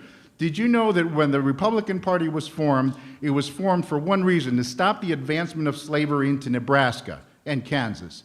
Very shortly after that, it was expanded that they would completely abolish slavery altogether. Meanwhile, the Democrat Party fought tooth and nail to stop them from doing that. The Democrat Party created they created the Ku Klux Klan. The Democrat Party created the Ku Klux Klan. The Democrat Party voted 100% against the 13th, 14th, and 15th Amendments to the Constitution, voted completely against the Emancipation Proclamation. They created all the segregation laws throughout all municipalities. So what about today? Has things changed today? Well, you have the putative head of the Democrat Party today, Basement Joe, 2 years ago in 2019 was heard very clearly on public television praising two former deceased Democrat senator segregationists. Segregationists, racists. So if you praise them, what does that make you? And going back even further, the Democrats had a senator named Robert Byrd, who was not only a segregationist, he was an actual Kleagle, a high-level member of the Ku Klux Klan. So if you want to get rid of an institution, if you want to get rid of institutional racism, you have just one thing you got to do: completely get rid of the Democrat Party. And anyone who votes for any Democrat in any office, anywhere in this country, by your own definition, not mine, by your own definition, is a racist and a segregationist. So what I heard from Mr. Stetson was more like a walking shadow, a poor player that struts and frets his hour upon the stage and then is heard no more, telling a tale told by an idiot full of sound and fury, signifying nothing. I wonder if he knows where that's from. Thank you.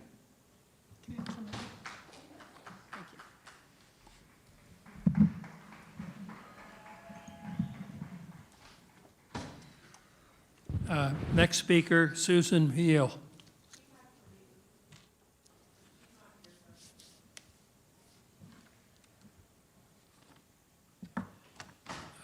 All right, the next speaker, Melissa Burdick.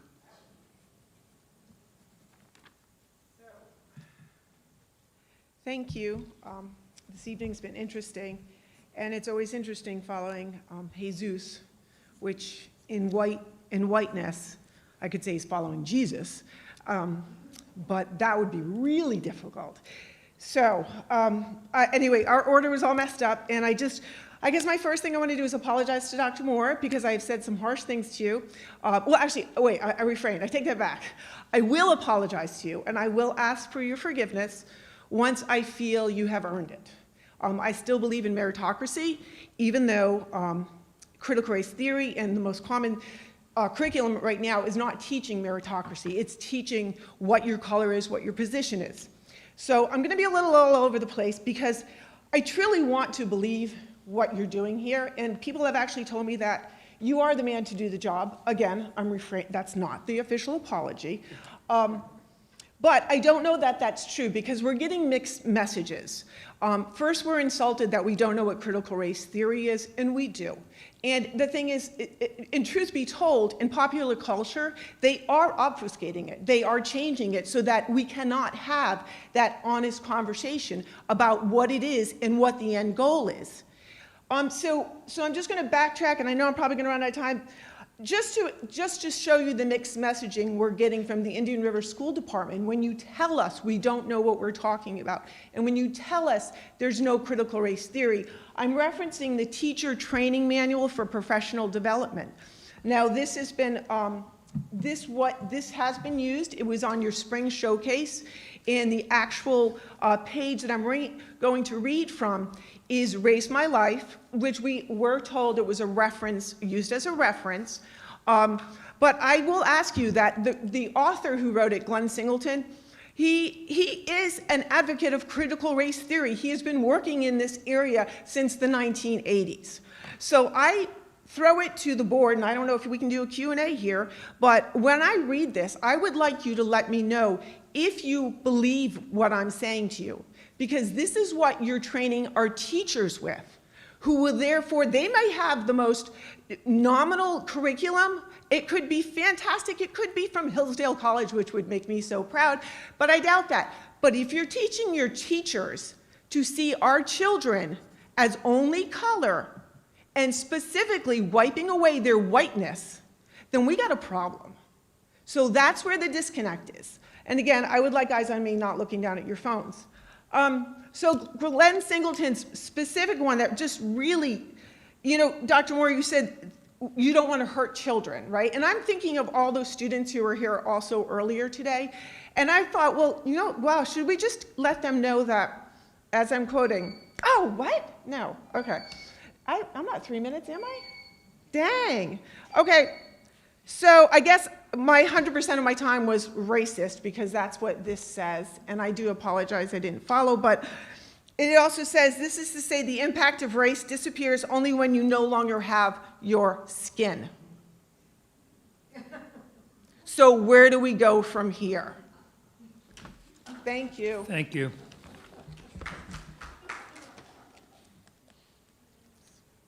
Did you see where I dropped it? The next speaker is Rosemary Wilson.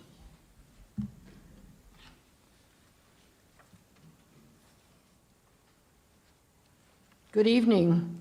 I would hope that maybe with the next crowd that we have for a meeting like this, you might be able to accommodate more people. After all, I think the scare is pretty much gone and citizens should be taken care of. And I just want to mention that you, board members, may accept or reject any curriculum that comes before you, or you can reject all curriculum. The two issues that have created controversy recently are first, the hiring of an equity diversity consultant, and the second issue is the purchase of new curriculum for millions of dollars, which is objectionable due to its content of indoctrination. You failed to act on either issue, on both issues. I have 4 questions for you, and I would hope that you would respond at some point. Do you support public schools separating first graders into groups of oppressors or oppressed? Do you support mandatory curriculum teaching that all white people play a part in systemic racism?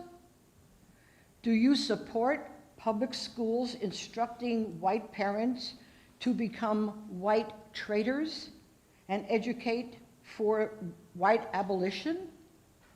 Do you want those who work in government to be required to undergo this kind of re-education? How about our military? How about managers and workers in corporate America? How about any one of us? I expect all of you to respond to these questions. We have an election coming up next year, and it would be good to know how you feel. Thank you.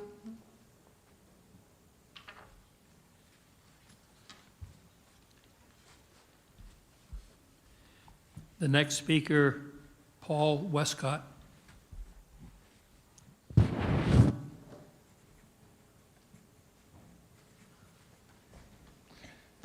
Good evening. I appreciate your patience, and I truly appreciate the interest that our district has had on the topic of race relations and improving the performance on academics of our students together with the recruitment. I think those are the 2 elements that remain in the desegregation order and should be the focus of our attention. I appreciate hearing that we're not embracing critical race theory. However, the book that was up here earlier, Courageous Conversations, as I understand, is a resource, thank you, is a resource that is being used. And it has some really rough stuff in it. If you all haven't read it, you need to. Because I've highlighted it, you're welcome to my copy, okay? But it is not constructive conversation. And what this tells me is that while, yes, we do have a policy, stuff is falling through the cracks. So we need a better policy, a better policy. And to that extent, I didn't have time to do it. Ms. Rosario took some of my thunder. I made copies of the statutes that have been adopted by other states dealing with critical race theory. When I first heard that had been done, I'm wondering, I'm a lawyer, how did they do it? How could they do it? I read it, and actually they did it pretty well. So I'm going to leave these here for you all, because I think this is a good starting place for a policy. I know there have been issues with the school district and spending money on lawyers. I'm happy to help you draft a policy pro bono, okay? Had I had the time before today, I would have delivered it, okay? I just didn't have the time. I apologize, but I would have loved to have done that, because I think it would help de-escalate the conversation, okay? I want to focus on community engagement. I think that's where our answer is. I think you all owe it to the community. Dr. Moore has spoken for you, but I think each and every one of the board members need to tell us, where do you stand on critical race theory? Are you going to help us make sure that we don't have to deal with divisive issues in our classrooms or in our faculty rooms, okay? So help us know that by clearly telling us where you stand.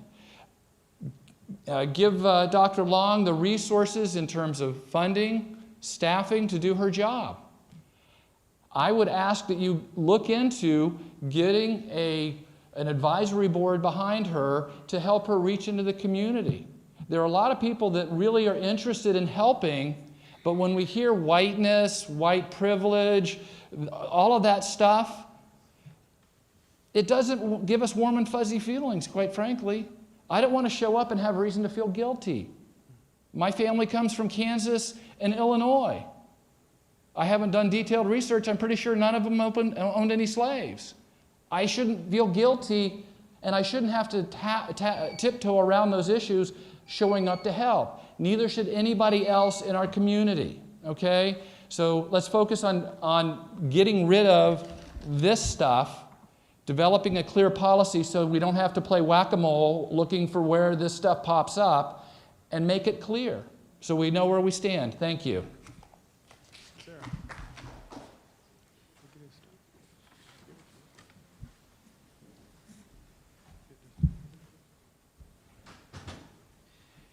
Next speaker, Don Wilkerson.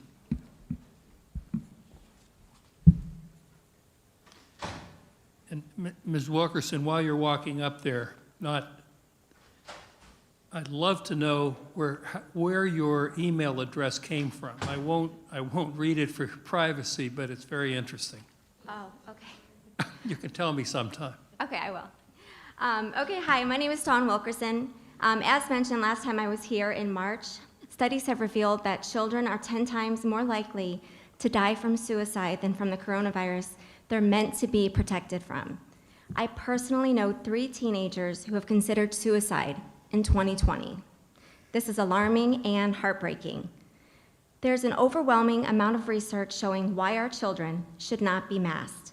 Governor DeSantis' executive order ended COVID mandates across Florida on May 3rd. Some schools have gone to optional masking. Florida Education Commissioner Richard Cochran issued a memo recently telling school districts to amend their mask policies to make masks optional. The Department of Education reviewed data from across the state and did not find any correlation between sweeping mask mandates and the presence of COVID-19 in schools. The data shows us that districts' face covering policies do not impact the spread of the virus. Families should have the option of determining whether their child wears a face covering. He adds that students with disabilities and those learning English are particularly impeded by the one-size-fits-all mask policies. Why are we continuing with masks, social distancing, and quarantining our healthy kids? You have had the ability to make masks optional. Why haven't you? You are choosing to not let our children breathe fresh air. Why? Unmask our kids now, tonight. Have the boldness to stand up and say, enough is enough. We're done with this. You can do it. The Santa Rosa County School Board in Florida voted on Monday, May 3rd, to remove the district's mask mandate immediately. Face coverings are optional there. We will remember your choice of inaction. Parents, grandparents, concerned citizens here in Vero Beach and Indian River County, there are 3 school board seats up for vote in August 2022. Those seats are currently held by Schiff, Rosario, and Barenborg for districts 1, 2, and 4. If you are not happy with decisions they have made, I encourage you to do something about it. On another note, I would like to voice my concern against this critical race theory, or I've heard it termed cultural responsive teaching, being implemented in our schools. Most parents may not know that you are getting ready to adopt some new curriculum. I appreciate what I heard from Dr. Moore tonight. I just want to say that it's separating our kids based on the color of their skin. So rather than healing and uniting us, it's dividing us, and it's poisoning to liberty, humanity, and true community. This is not who we are as Americans. Parents, I urge you to bombard these board members regarding this. Phone call, make emails, get involved. CRT, I'm almost finished. I urge you to consider removing your kids from public school if CRT is implemented in our school system. I'd be happy to help you with that. Look me up, find me. I would like a response to you on these issues. When you don't answer concerned parents and taxpayers, your silence speaks volumes to us.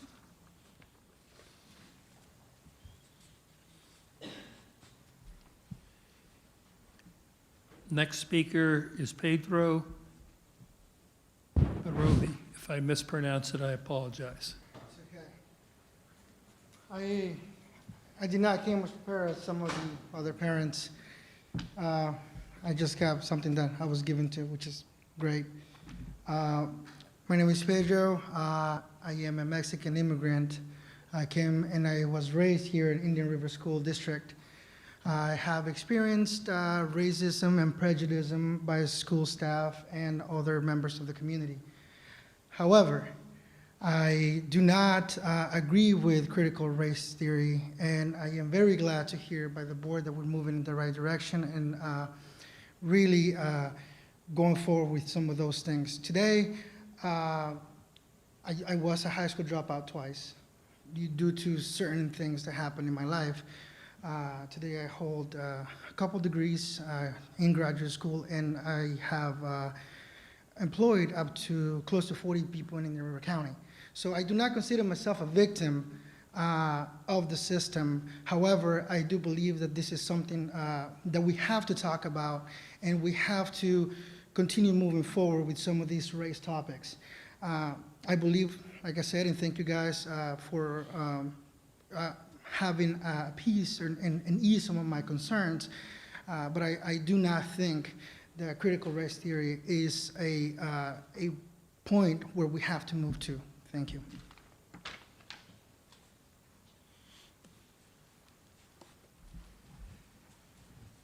Next speaker, Michael Marsh.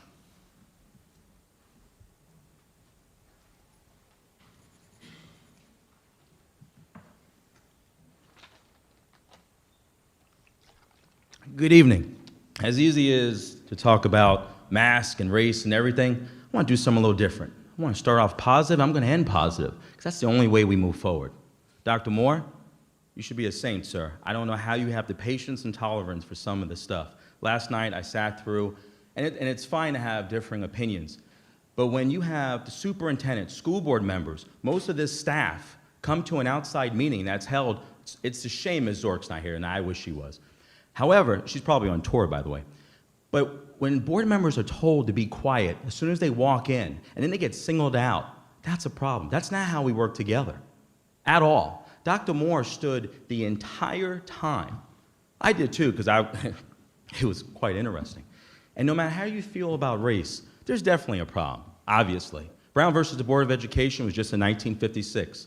I am the proud father, as Ms. Justice reminded me last night, of 2 children, 2 beautiful interracial queens, okay? So I do have a vested interest, but I want to be a solution waiting to happen. When we talk about race, you know what organization I think of first and foremost? The NAACP. When it comes to blacks, if we don't want white folks talking about black history, we should bring the NAACP. Where were they? Where's Tony Brown? Is he busy tonight? Darn.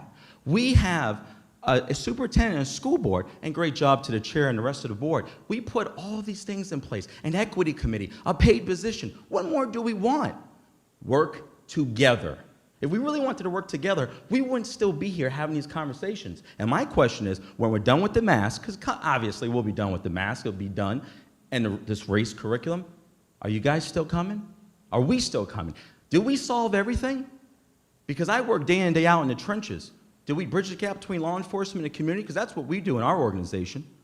What other discussions are we going to have? So as easy as to say that the race theory, it stinks. Oh, no, it's great.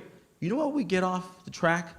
Is the final solution, the final of what's next. We can't even come to grips with each other and say, you know what? I see your point. I see your point. How do we have that common area? Why don't we have that common area? Because it has to be just like in politics. It's my team versus your team. What if I think both teams stink? Whether it's Republican or Democrat, it doesn't matter. Isn't this nonpartisan? When all you ran, it was nonpartisan, right? So why do I have to hear about being woke and the liberal crap and this? They both failed us once upon a time, whether it was Dem or Republican. Let's remove this partisan crap in the school district. I don't need politics in my health care. Let's come together and actually solve the problem. I may not like all these individuals that have similar views as me, but at the end of the day, we can't hear one another because we don't talk to one another. And I'll end with Mr. Seymour is doing a great job, by the way. And if you do guys want to donate, Salvation Army is a great charity, and so is Team Success. Have a great night.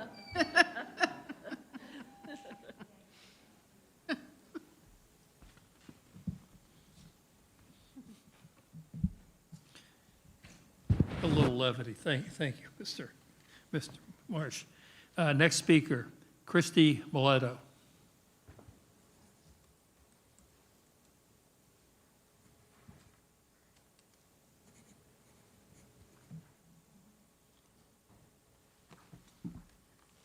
Good evening.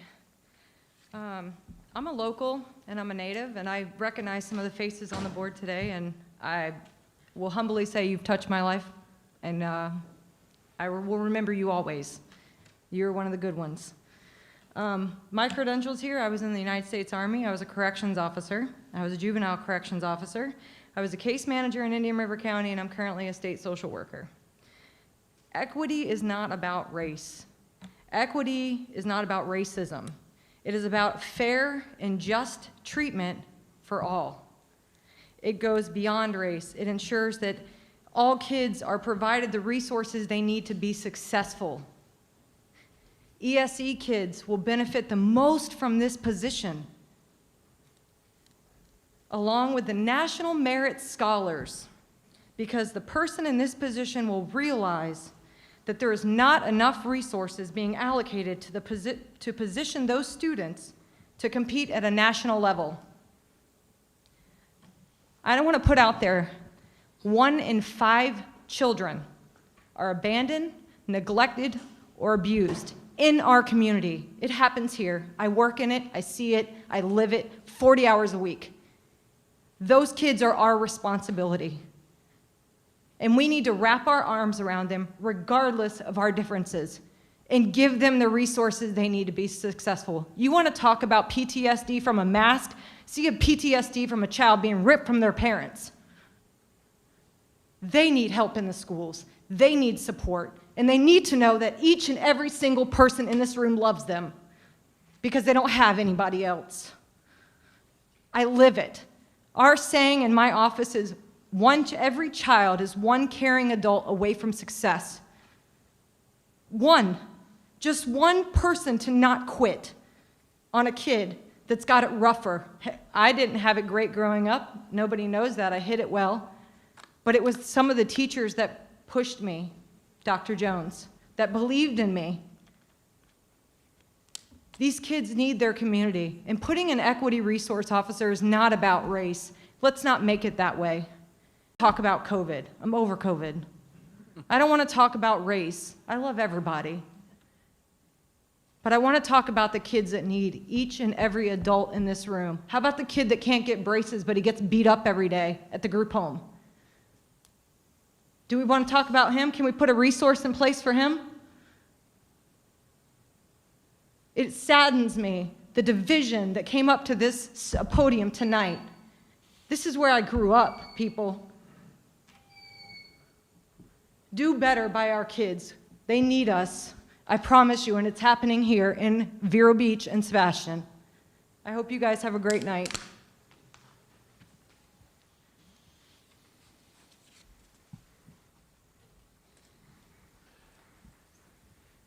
Next speaker is Mink Tyner.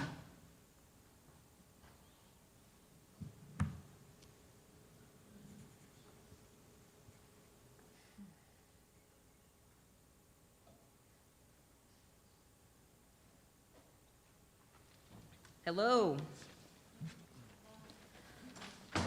So, good evening. I do want to begin by saying I recognize the immense responsibility and pressure that the positions that you all fill must, present to you. And I can only imagine the challenges this past year must have presented trying your best to use the information at hand to navigate everything thrown at us and our community. I want to take a chance to roll that word over my tongue again. It's community. And this is our community, and it is rich with cultural, economical, and societal diversity. It's beautiful, and there is much to be learned from every single part of it, every single one of us in any way. The world is at a tipping point right now. We're all aware that fires are viewed on all sides of the argument, from race and religion to politics and private parts, and we're all caught in the middle, doing the best that we can to make sense of it all and live harmoniously.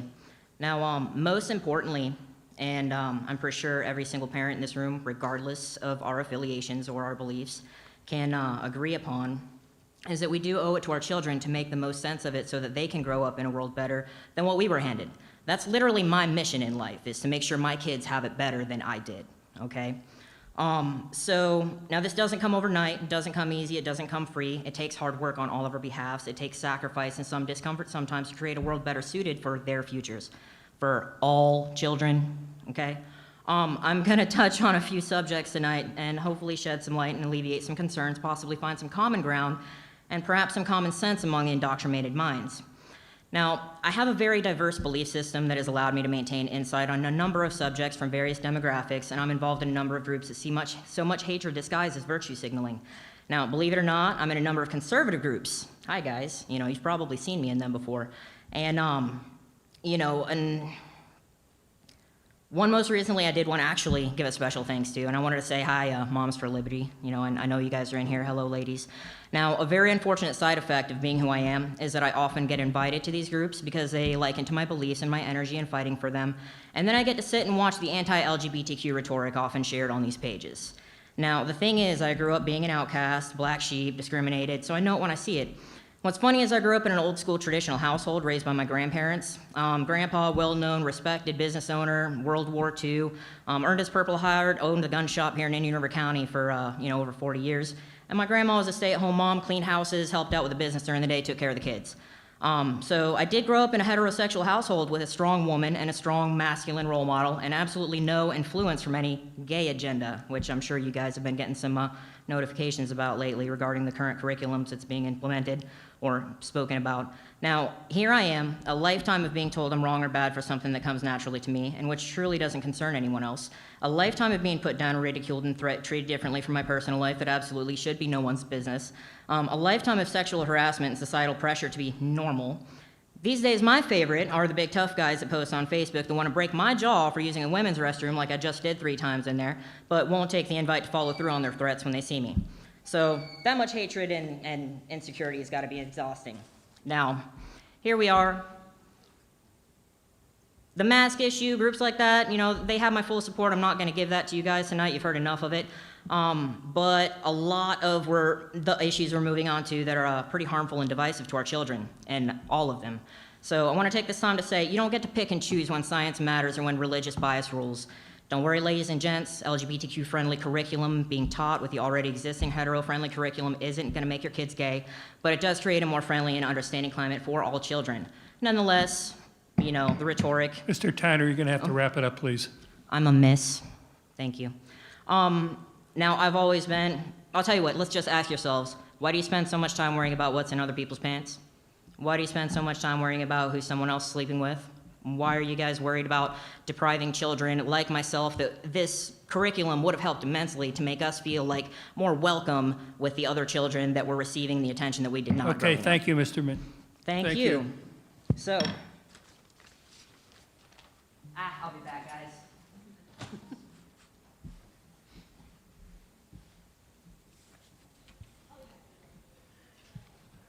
Shuna Carpenter. Next speaker, please.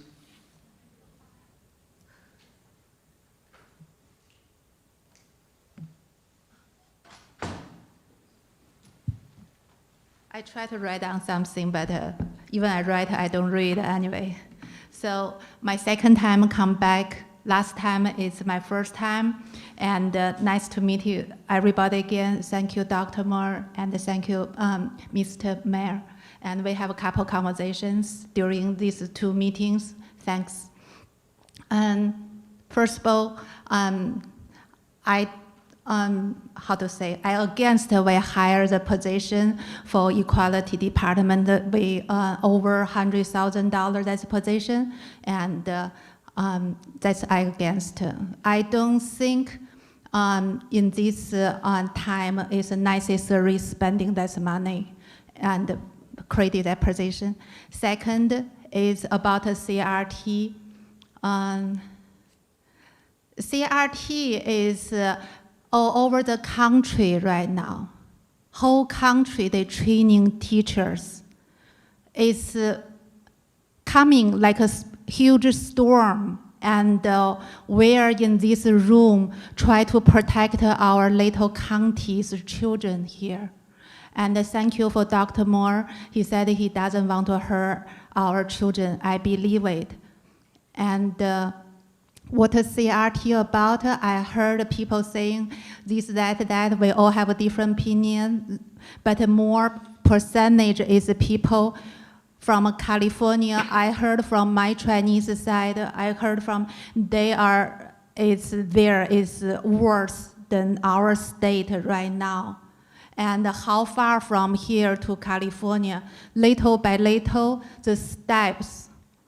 And if we only say in our books, these books only has a little, then how much is later we lose our freedom?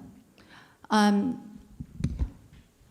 brought out my dress, my Chinese dress, and I want to tell you, my mom doesn't have it until she 40 maybe, until I'm 20 maybe, because that is communist, and we have to everybody same. Last time I told you we have one book all over the country. Now I tell you we don't have red color, colorful flower clothes when I grow up. That is, I think that's normal. And I don't like somebody suddenly bring out one red shirt I don't have when I grow up. So it's a freedom I lost. I come to America for freedom, and now my mama is here, and she's in her 70s. She knows the difference between communist country and the difficult. We all been brainwashed before. So please, I wish you guys not get brainwashed by the government so sorry. Thank you.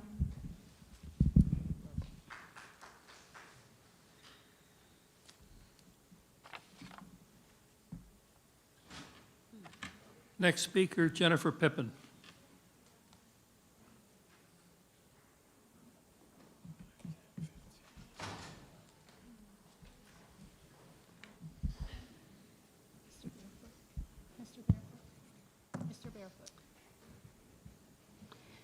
Good evening. My name is Jennifer Pippin. I am the chairman for the Moms of Liberty, for Liberty, Indian River County, and an administrator for We the People of Indian River County, amongst many other groups and organizations here locally. I never thought before March of 2020 I would ever come to a school board meeting, not because I didn't care, but because I thought that every single person sitting up there had children in their best interest. And I was too busy working 40, 50 hours a week and raising my two children that grew up in this school district. Their ages 15 and 12.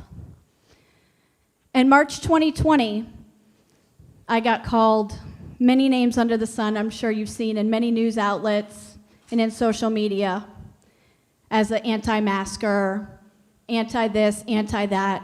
Well, let me tell you, I'm pro-freedom, I'm pro-parental choice, and this board, again, I'm going to say it over and over and over again, the plan to make a plan is absolutely unacceptable. I spoke to Dr. Moore before school started, and he said, we're going to move towards optional masking, we're going to look at this, we're going to look at that.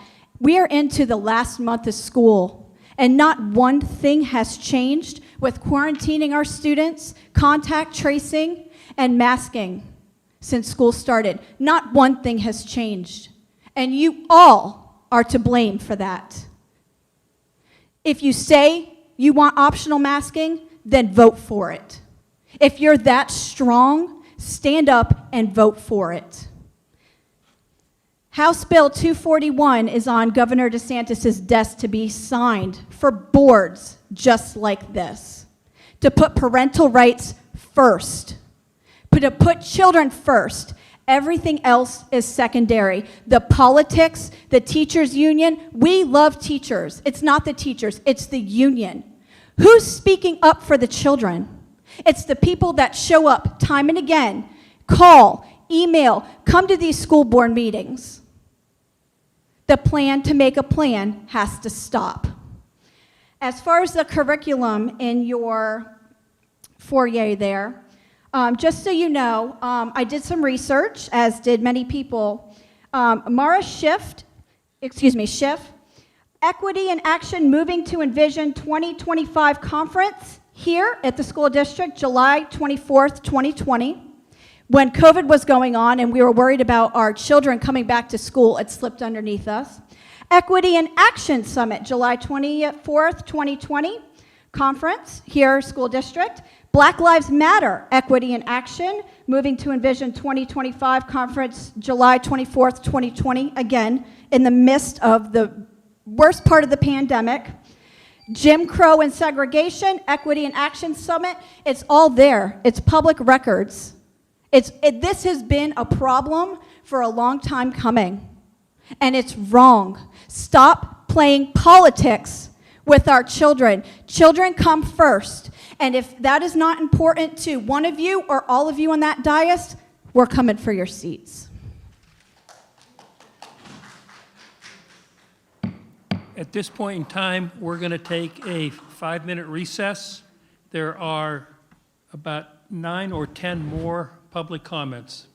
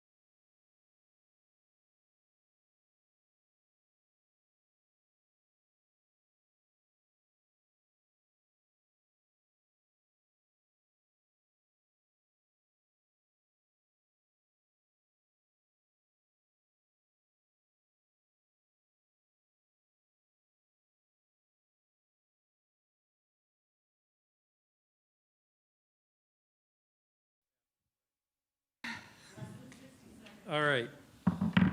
Everybody feel refreshed?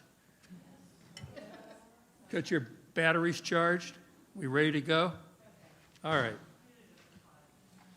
right. So, Yvette Smith is the next speaker.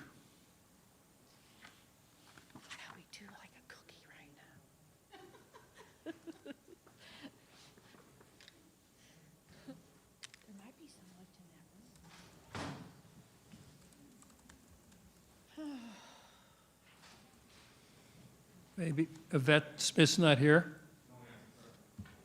All right, well, we'll save it. How about Elias Smith? I hope the bathroom break didn't scare them off.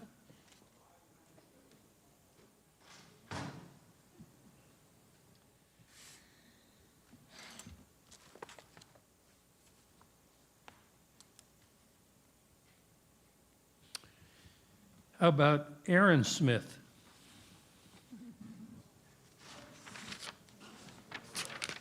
Are there any Smiths? Would anybody like to speak for the Smiths? No.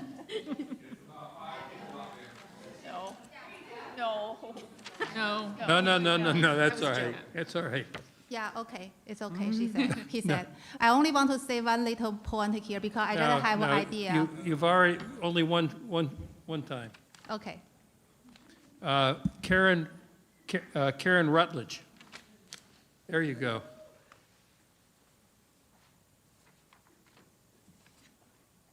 Hi, y'all, I'm back. Just wanted to touch bases just real quick. I know everybody knows what this is, and some of y'all have this exact style on, and I just want to let you know something about this mask. Right here is a picture. Let me step to the microphone. Right here is a picture of a sticker that was placed on the outside of our central line dressing kits that we use to change IV sites, on central line IV sites of our patients. And I don't know if y'all can see it, but it says the mask within this kit, this is exactly what it looks like. The only difference between this one and the one in the kit is it's folded in half and it's sterilized. But it says the mask within this kit is not a medical mask and is not intended for occupational use. So if this mask is not intended for occupational use by a critical care registered nurse doing a sterile procedure, why are we putting them on children? Why are any of y'all wearing this mask? Cloth is worse, valve is worse. I'm just telling you, the only mask that's actually beneficial is an N95, and the general public doesn't need it because you're not within 2 feet of a patient like I am. So that's number one. Number two, the positivity rate on the Florida Department of Health yesterday, it always lags 24 hours behind, was 3.52%. Our goal has always been less than 10%. Since March 28th of 2021, we've been less than 6.21%. Spring break, surge didn't happen. You can just look at the numbers that are on there. UCF today, yay, I got a future night. She is not going to be required to wear a mask at UCF. The poster out in your lobby that has all those little pictures on it, not a mask on that poster there. Just letting you guys know that. And so I am begging, because Dr. Moore knows my wishes, and that is to the gift of the senior classes of Indian River County is to have an optional mask for graduation. So that's my one thing with regards to masks. Number two, and I've shared with Ms. Berenborg that if you're ever interested in knowing how many cases are in each hospital in each county, you can go on to ACA, which is the agency, I can't remember it off the top of it, but it's ACA. You can go on there. And the last thing I want to say is with regards to quarantine, I had a parent bring this to me, and I'm just wondering where it even came from because it doesn't make any sense to me, was that her daughter was asked to quarantine because she was in contact with someone who met close contact criteria, but she was only required, I think, to quarantine 3 or 4 days. That is ridiculous. I mean, like, that's ridiculous. Somebody needs to be held accountable for that. So I vote for optional masks for graduation. Let's start it there. I beg of you of that. It's outside. If a 100-yard football field outdoors isn't enough room, I don't know what is. Thank you.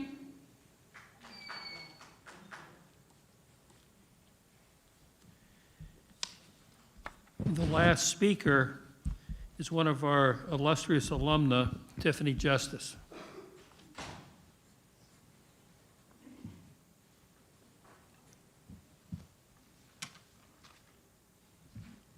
Good evening. My name is Tiffany Justice. I am a mother of 4 children in the public schools here in Indian River County. I was a former school board member and served on this board from 2016 to 2020.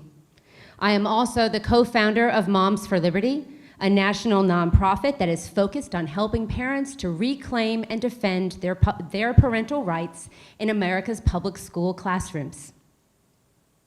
I have been watching your meetings, and I've heard parents coming to you with various concerns about mask mandates, concerns about critical theory entering classrooms, and they come to you because they're worried that these things might harm their children. I speak tonight from experience and knowledge. When we know better, we must do better. It is critical information for you to consider that there are 0 efficacy standards for child-size masks. None. 0. You are requiring untested, unregulated apparatuses which restrict breathing, cause increased carbon dioxide inhalation, and are petri dishes of secondary pathogens directly in front of oral and nasal mucosa. We regulate everything in this school district. We regulate the paint we use on the walls, the pencils we use in classrooms, how many calories. Kids can't even have water. We only have milk. We regulate everything. There's a reason for everything we do in this school district, and yet masks. Dr. Moore, when parents come and they speak, sir, and they tell you that they believe that they've heard you're the right person for the job, they may have heard that from me. I continue to believe that. When you were hired, you made a promise to me to be best by kids. I ask you, do you believe that masks are effective as a mitigation strategy for COVID? And if the answer is no, why haven't you done anything? Your responsibility is to bring recommendations to this school board, to do right by our children. Those recommendations might not always pass unanimously, and yes, sir, there may be consequences for putting your board members in an uncomfortable position because they don't want to act on something and hold their authority, but that does not change your job. I ask you to bring a recommendation to make masks optional tonight in the school district of Indian River County. I ask you to update your Safer Schools plan so that we can allow parents to enter into the school board meeting and have their voices heard rather than be threatened by police officers and have board members put their hands in my face. School board members, you have made a plan to make a plan to make a plan. You are ignoring parents, and your callous disregard for them has not gone unnoticed. I ask you tonight to bring an action item. Please bring an action item to make masks optional in our schools. Your parents have made their wishes heard, and we beg you to let our children breathe freely.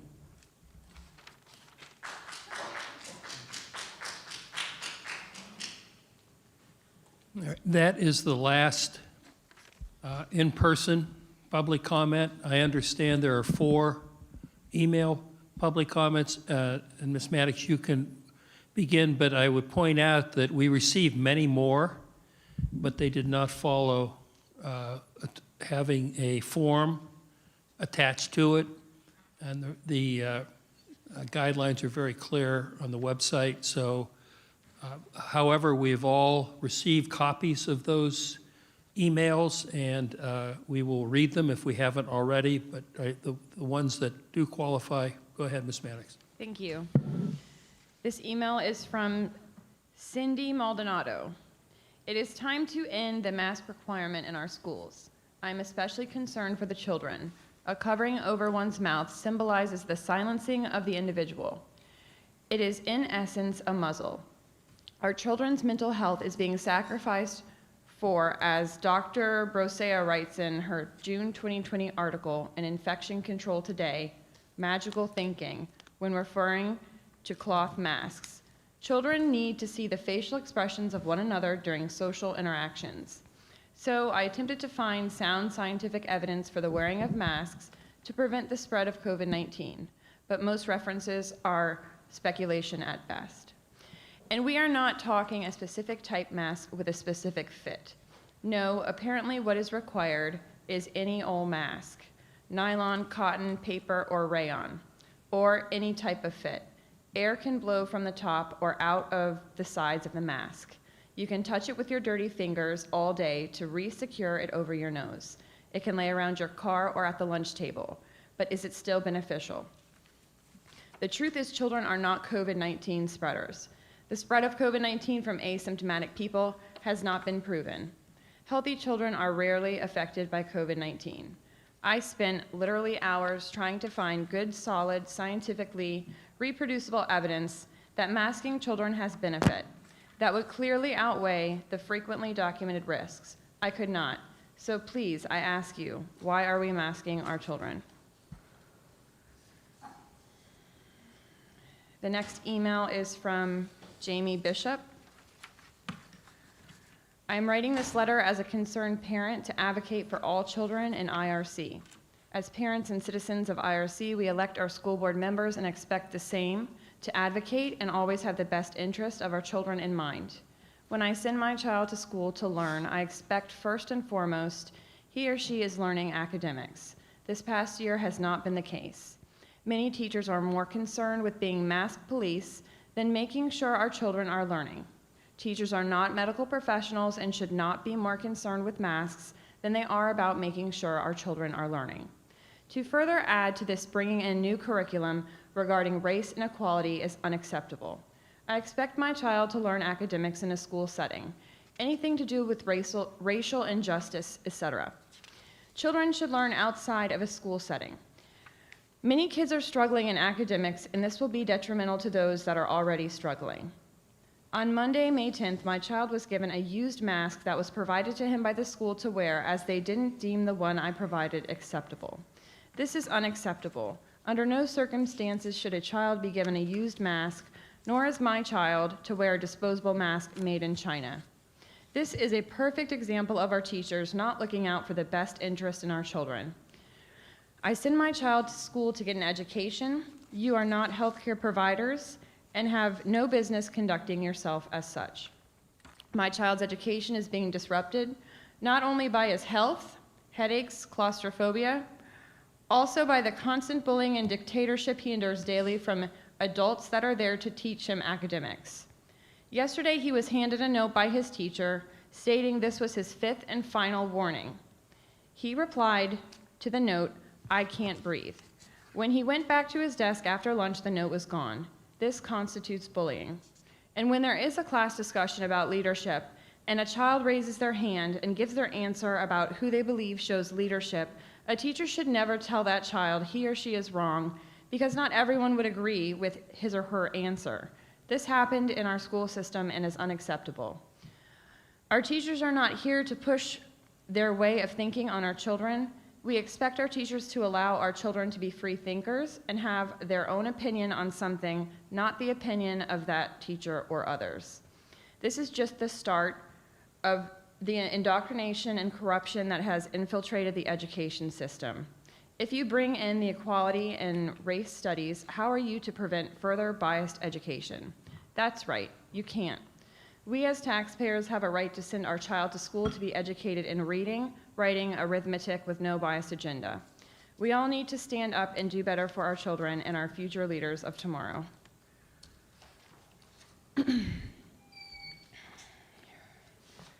The next email is from Lamar. No to Giacomo. Thank you. Okay. Critical race theory is destructive to race relations, contrary to their claims that it will bring unity. The following comments regarding critical race theory are from Dr. Carol M. Swain, is a former tenured professor at Vanderbilt and Princeton. Her Be the People news blog and podcast empower individuals to think independently, understand their responsibilities, and make a difference in the world. Although Dr. Martin Luther King said men should be judged by the content of their character and not by the color of their skin, I will note that Carol Swain is a black woman. Critical race theory rejects classical liberalism and the idea of a colorblind society or a neutrality in law. It argues that white people pass civil rights laws to benefit themselves, and that any changes supposedly to benefit minorities only happens if there is an interest convergence that benefits whites. The tactics of critical race theorists include shaming, destruction of property, violence, and denial of science and facts in favor of emotional outbreaks and chaos. Today we see this played out most prominently in the actions of groups such as Black Lives Matter and Antifa, which are filled with ruthless social justice warriors. Critical race theory, once confined mostly to university campuses, has departed from the campuses and been embedded into corporations, governmental agencies at the state, local, and federal levels, churches, and other institutions. It's a sociological pandemic aimed at disrupting America. This is not good for our society. It is a departure from principled constitutional statutory protections that have long been a part of America's system of justice. Attacking whites because of their skin color is a violation of the Equal Protection Clause of the 14th Amendment and the language and non-discrimination intent of the Civil Rights Act of 1964. Destruction of public property and the harassment and shaming of white people because their skin color should be offensive to all Americans. If America is to be America, we must return to our national motto, E pluribus unum, out of many, one. We should not allow failed Marxist communist theories that have resulted in the deaths of millions of people worldwide to destroy America, even if it is disguised as a noble pursuit of social justice. What we need is justice for all and a return to our nation's Judeo-Christian roots.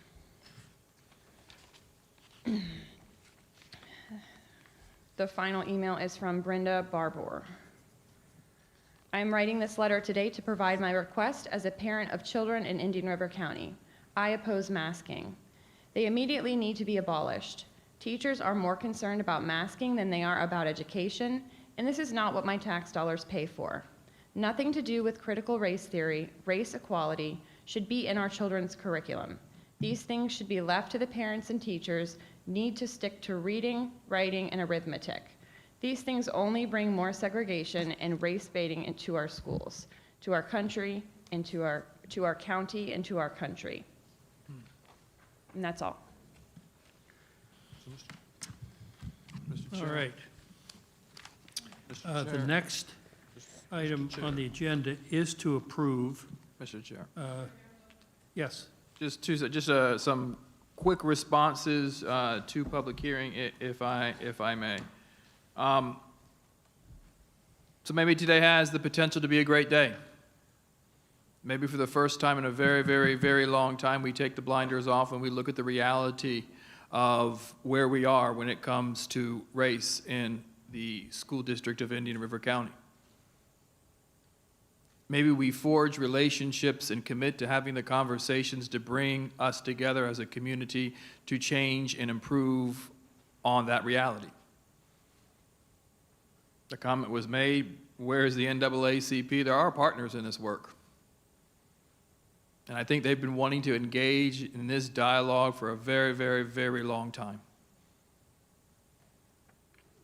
And I have said it publicly and will continue to say it publicly.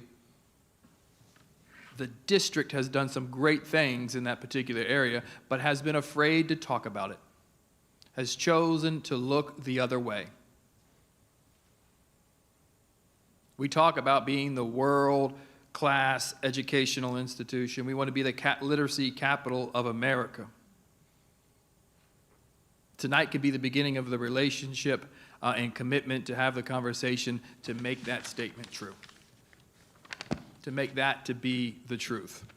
And it's not easy. There is an equity committee, yes, created as a federal court case to look at a number of sections, one of 7 counties of the 67 still under a desegregation order. There is work to do. And we could choose to put the blinders on and choose to say everything's fine, or we can say, you know what? Let's engage in the dialogue and the conversation to ensure each and every single student has what they need in order to be successful. Let's create a system that makes that a reality. So that's why I say I'm encouraged when I hear some of the comments. The conversation around creating a policy, if that be the will of the board, let's make it happen. Let's engage in that conversation. Equity in action. We've had a number of equity in action conferences over the course of the last year. Why? Because we want to be completely transparent, and those were outward conversations with the community around where we currently are. The crucial conversations, yeah, we did that too.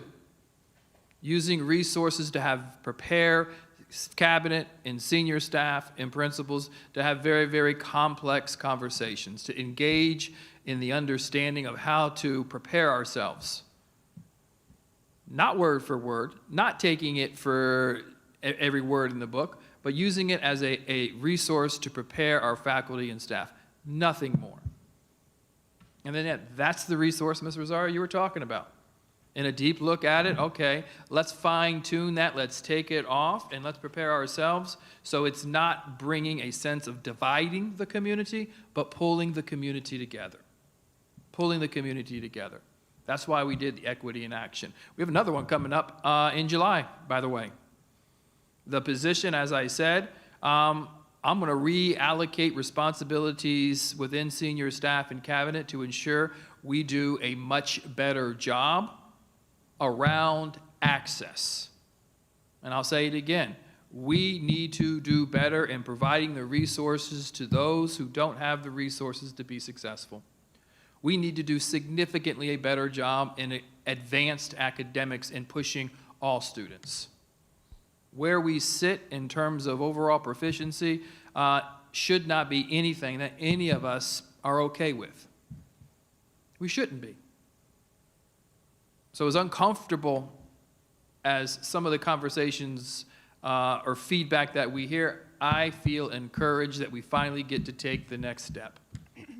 I feel there's a sense or a willingness to say, you know what, let's create a better community. It is a great community.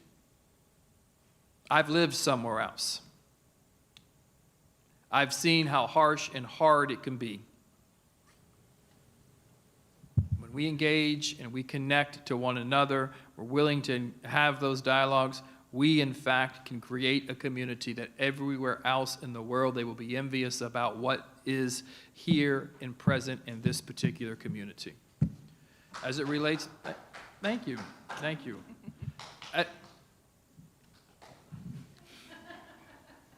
Not done yet. As it relates to masks, this is the hardest thing that I never knew I was going to have to deal with. The hardest thing I never knew I was going to have to deal with. We brought an item, we did the research, the plan to make a plan. I think that was Ms. Pippin who coined that phrase. And she coined it based on the plan that we've made to do the research to identify when we could take off masks. And I just want to be clear. The first time that we said that, I couldn't get a medical professional to agree when or what criteria would be established. That was way back in October. When we came back here, truth be told, when Dr. McCain was here, he did come and speak. But he said he wouldn't recommend taking off masks. Doesn't like quarantines. Guess what? We don't like quarantines either. But this is the board that said, let's take on the health department and see what we can possibly do. And we did. We did update the Safer at School plan. And we adhered to the 3-foot margin. Doesn't make the health department happy. We're stepping out beyond a level of comfort from the health department. That's just the truth. I've been the only surrounding district to say our goal is to be mask optional when school starts, given the fact that it will be safe. What is that criteria that needs to be available so we can make that a reality? I do want it to be a reality. There's no two ways about it. There's no two ways about it. But we represent the largest employer in this county, a $300 million budget. There's 14 days of school left. I am not laughing at that. We are in a place where we have to look out for absolutely everybody in the organization. This is a very large ship. This is a very large system. And we have to follow the process. We have to follow the research. We have to make a decision that is in the best interest of all children. So yes, Tiffany, I believe I'm acting in the best interest of all children. Thank you, Mr. Chair. Mr. Barefoot. Anyone else care to comment vis-a-vis public input? Yes. Mrs. Barrenborg. Yes, Ms. Rutledge, you mentioned 3.52% positivity rate. Is that locally? I didn't check it today.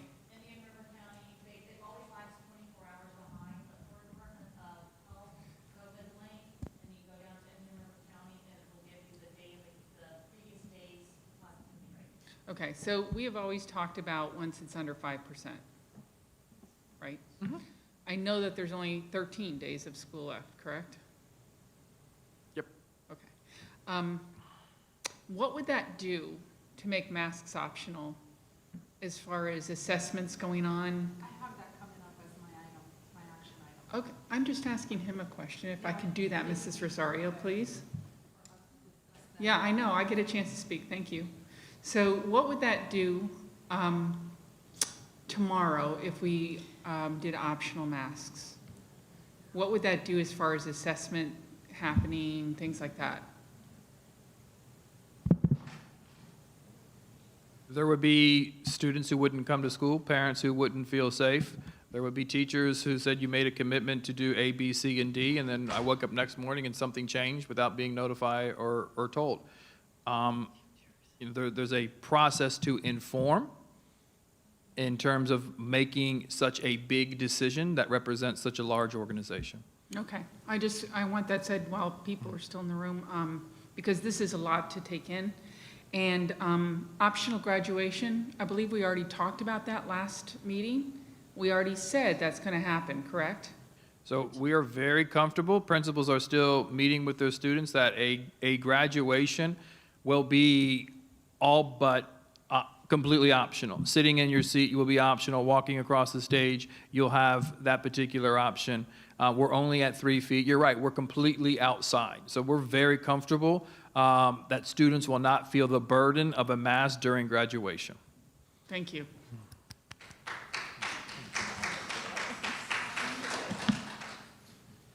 Any other comments? All right. Back to the agenda. The next item is to approve the consent agenda as amended.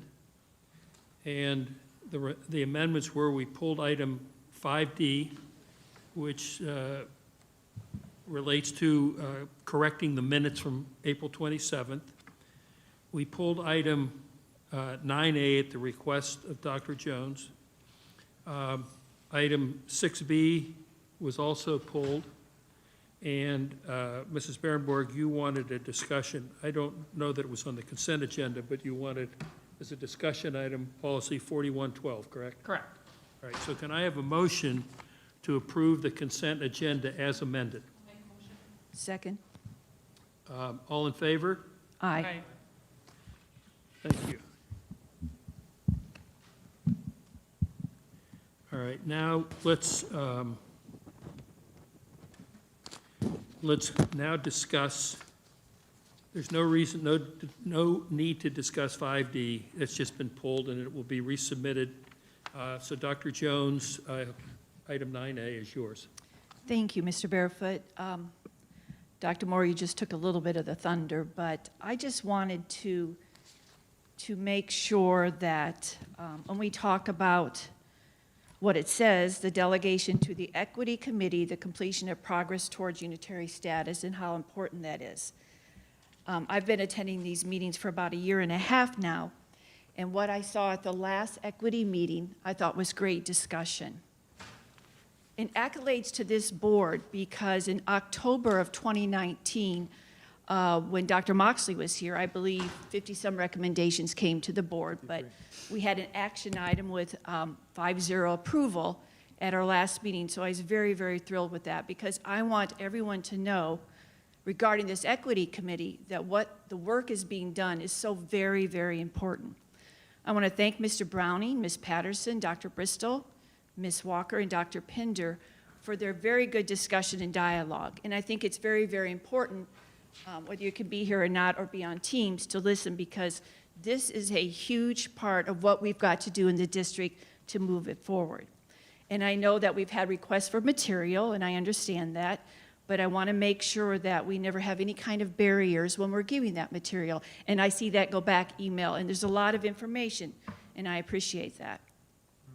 One of the things that was brought up tonight by a young lady, and I think we've said this many times, is that equity is more than race. Equity is about merit scholars, students with disabilities, students with ESOL, Title IX, Title VI, and many, many other things. And we want all students on every campus to have the same shot at whatever they want to do. One thing that was very important to me in the background information was what we are doing with the ACE, with Mr. Brown. And I know you've met with him and what we're trying to do there, because there were concerns on people being placed there, the African-American race more than others. And I just think these are the kind of things we have to discuss when we have these equity committee meetings. You know, a little bit of what we did tonight, it's just so very, very important that in order for this district to move forward, this has to happen. The biggest concern is the achievement gap. I know we work on that on a daily basis, and I want to thank the staff, district staff, teachers, support staff for making this a priority. But I just think tomorrow when we look at or Thursday night when the equity committee meets, I think it's very important that we understand what they're asking and what they need. I think Mr. Browning has pointed out several times about the number of African American teachers we have in our district. We've gone up a little bit, but we've got to do a better job. When the DSEG order in 64, 65 was put out there, at one time they said you would have to hire 20% of African American teachers to get it up to the 17%. We've got to continue to look at that. I believe that, and I saw it as a high school principal, when you have people on campus that are there for our students and model what they want to do, where they can look up to our African American students, it's very, very important and very proactive in dealing with discipline. So I just want everyone to know, and every board member, if possible, be there Thursday night or be on Teams, because it shows that we are completely invested in what we want to do. This DSEG order, I've lived it for 41 years, not 53, but it's very, very important that we show our community that we are all in on this and that we're there for support. That's all. Thank you, sir. Thank you. Point of order, do we vote on item 9A now and then item 6B with Mrs. Rosario, or do we wait? Okay. All right, can I have a motion to approve item 9A?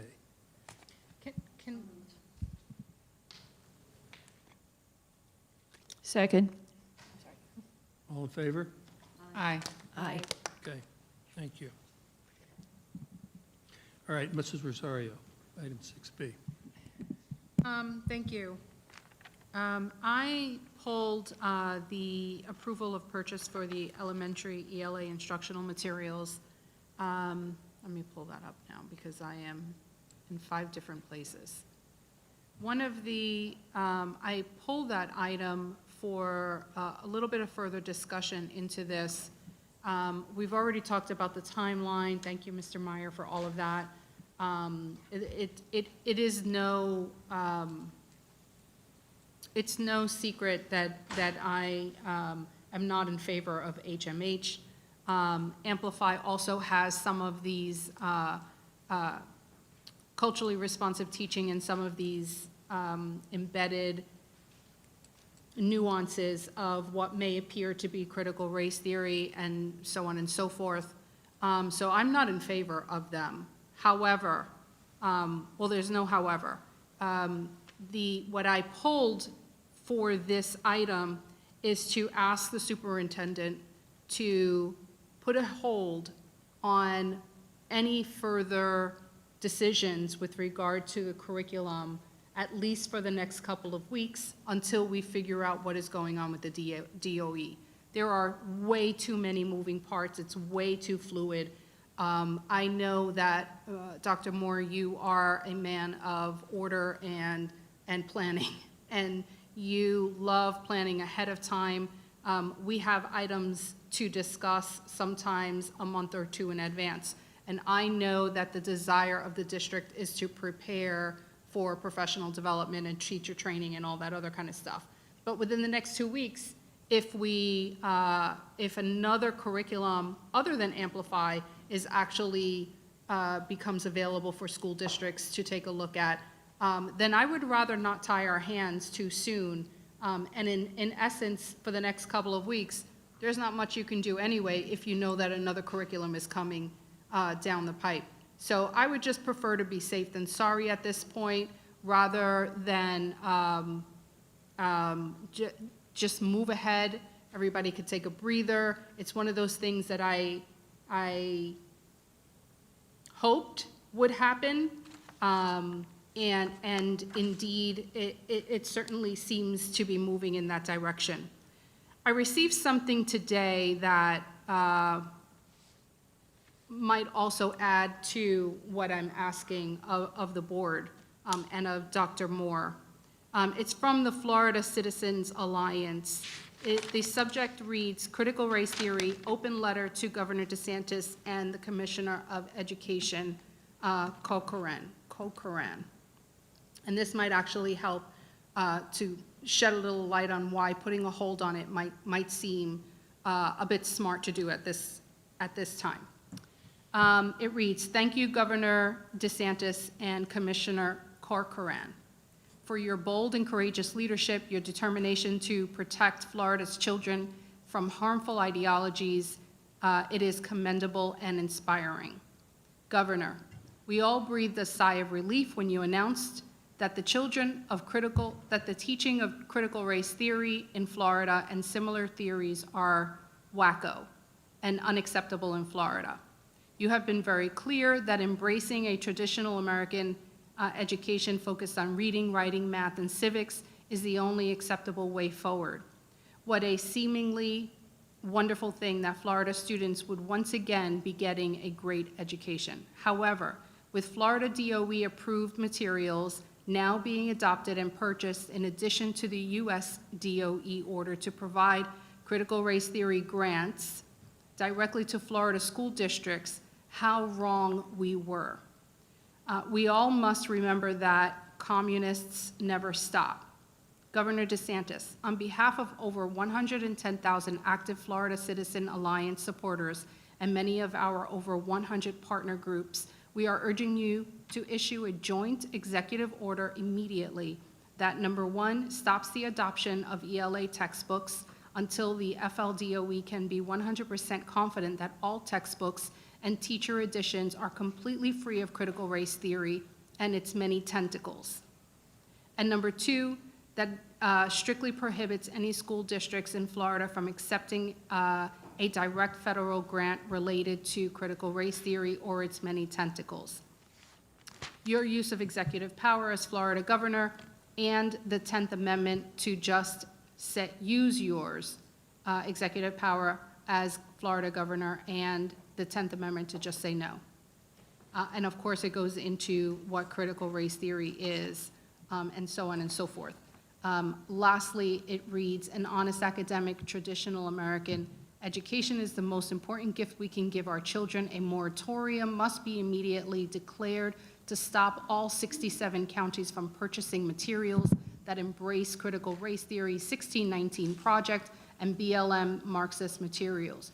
We should be embracing original sources and truly classical content, and so on and so forth. There is a link here, examples, that says see IRC attachment 2, found in Indian River County from materials being adopted.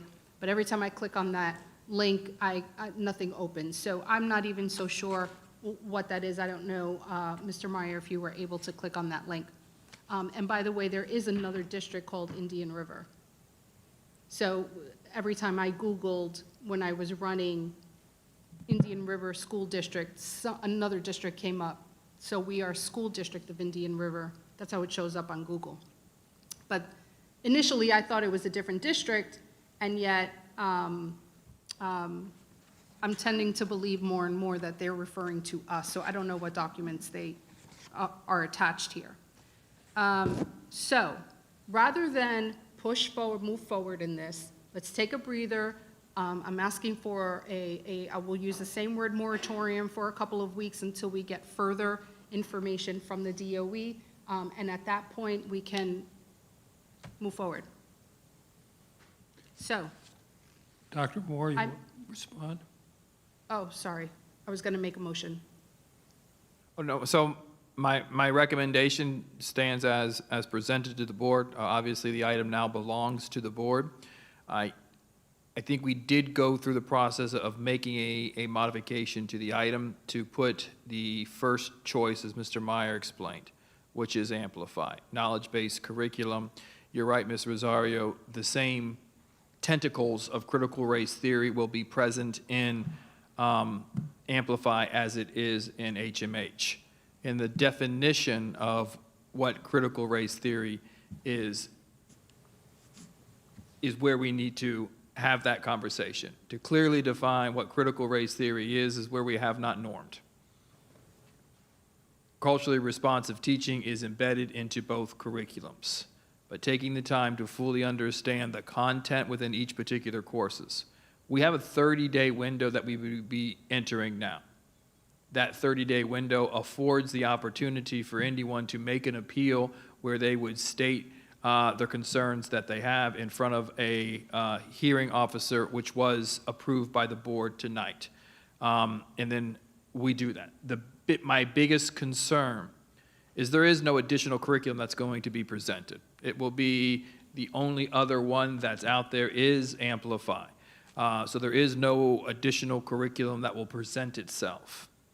We have to, by statute, wait that 30-day window. If we wait another 2 weeks or 3 or 4 weeks, we will not be prepared for the opening of schools. We will not have the time to prepare the necessary professional development to ensure our teachers are ready to teach this content effectively to our students. Mr. Meyer, can you add to what I may have left off?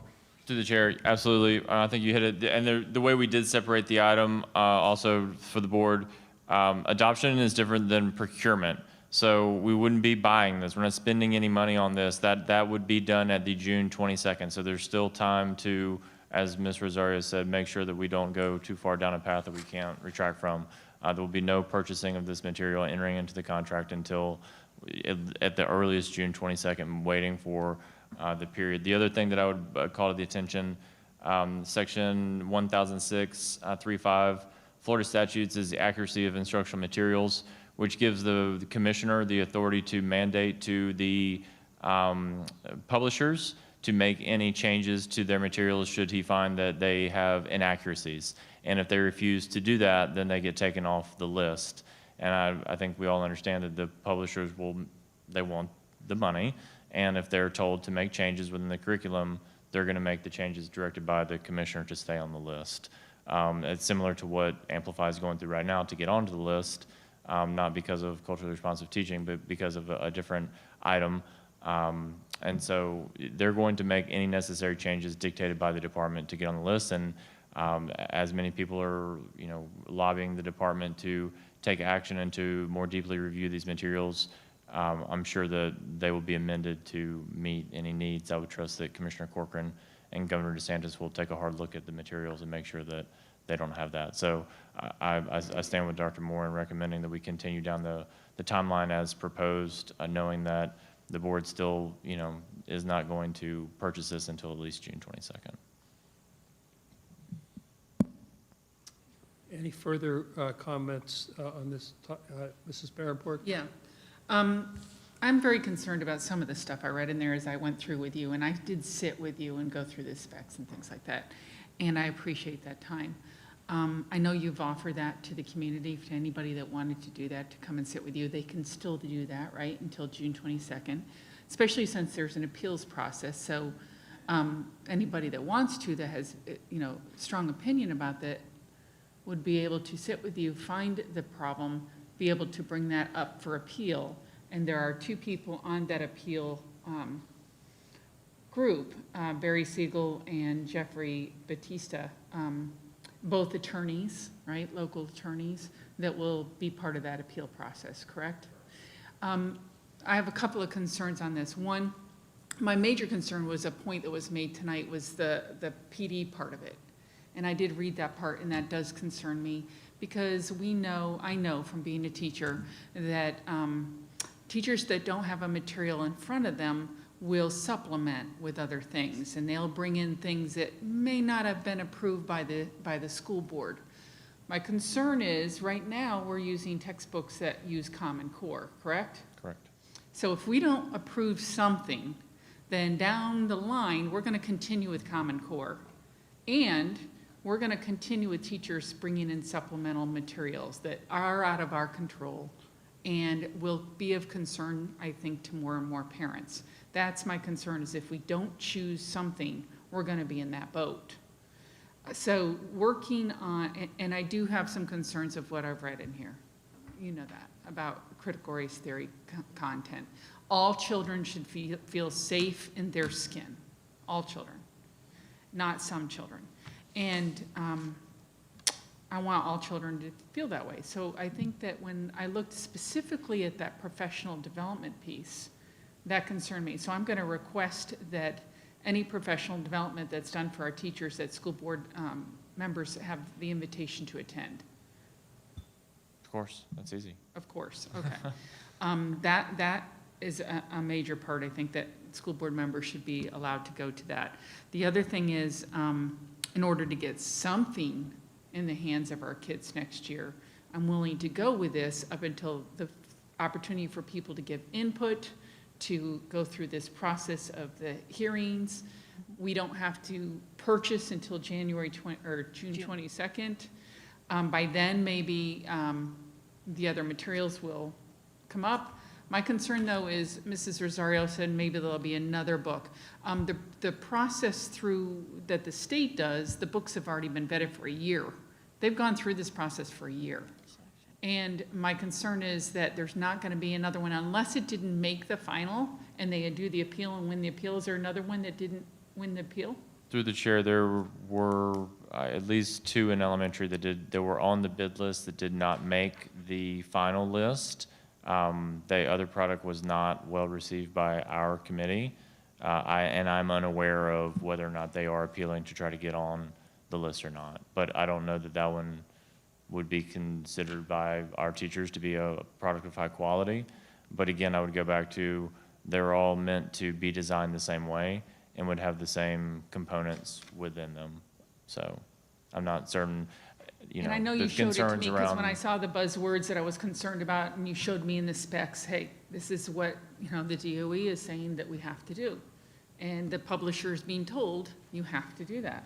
So I get, it's kind of a quandary. It's like, well, why is our DOE and our governor saying that's okay to do? And then people are concerned about these buzzwords, but the buzzwords are being told to the publishers they have to put those in there. So, it's kind of a quandary to me. It's, yeah, right, through the chair. I mean, I don't know.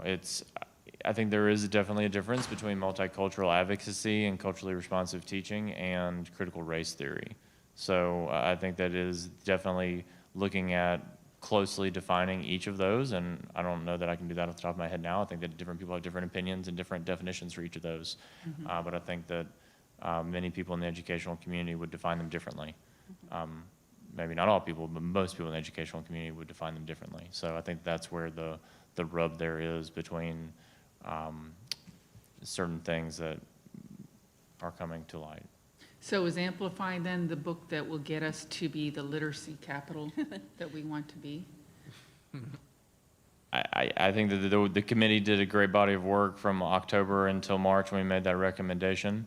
And that's why, we went with that one as a primary source. And I would feel very confident in having the opportunity to select that material. I mean, obviously, pending appendal by the Department of Education, that would mean that it meets all their criteria as well. So you'd have that confidence as well. I wouldn't feel comfortable without their agreement in that. And I think the challenge has been no one has been really told why it did or didn't make the list. And I think that's important to know if it does make the list. But I think the committee has done the right thing by presenting an alternative option that is on the list. And with, like I just said, from the statute, anyone, of course, can bring those concerns to the commissioner and to the governor, and they can obligate those changes to be made. And we would be in a position to have material. I mean, is it in one place, is in two places? I don't really agree that it's embedded throughout. I think that it's one or two places that people are finding these instances to disagree with, and that would be simple for the publishers to fix. And I know they'd be willing to do so if told to. The other comment you made that I wrote down was you said you had received no direct complaints concerning HMH. Can you explain what that means? We haven't. I mean, the people could, send us a page number or a story or anything of that nature. There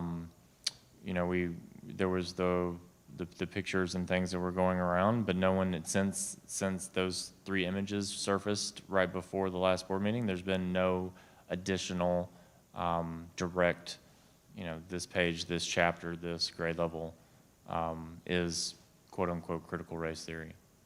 So our ears have been open, but like I said, we'd be willing to meet and go through any and all the material with folks to see if there's objectionable content or, not maybe objectionable, but things that rise to the level in the statute and in the policy that are egregious that would cause it to not be approved. And that's what I think would be the challenge, that we would go before the hearing officer, that someone would say, this rises to the level of that, and we would present an alternative to that. And I have not seen anything that I don't think that I could present to the hearing officer that it would be approved.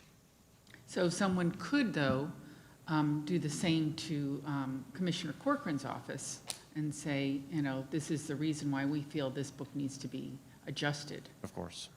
And to my knowledge, there are complaints to his office, correct? Well, obviously the one Ms. Rosario read, so yes, obviously people are saying that, but I'm not certain that it was going to rise to the level of taking things off the list. I think it's more of a simple amendment to the material to make it meet the criteria. Amendment to the Amendment to the I think that Ms. Rosario, you have it, I don't have it in front of me, but there's, essentially one sentence or two on 3 different pages that people keep pointing back to, and that's the only things that I've seen. And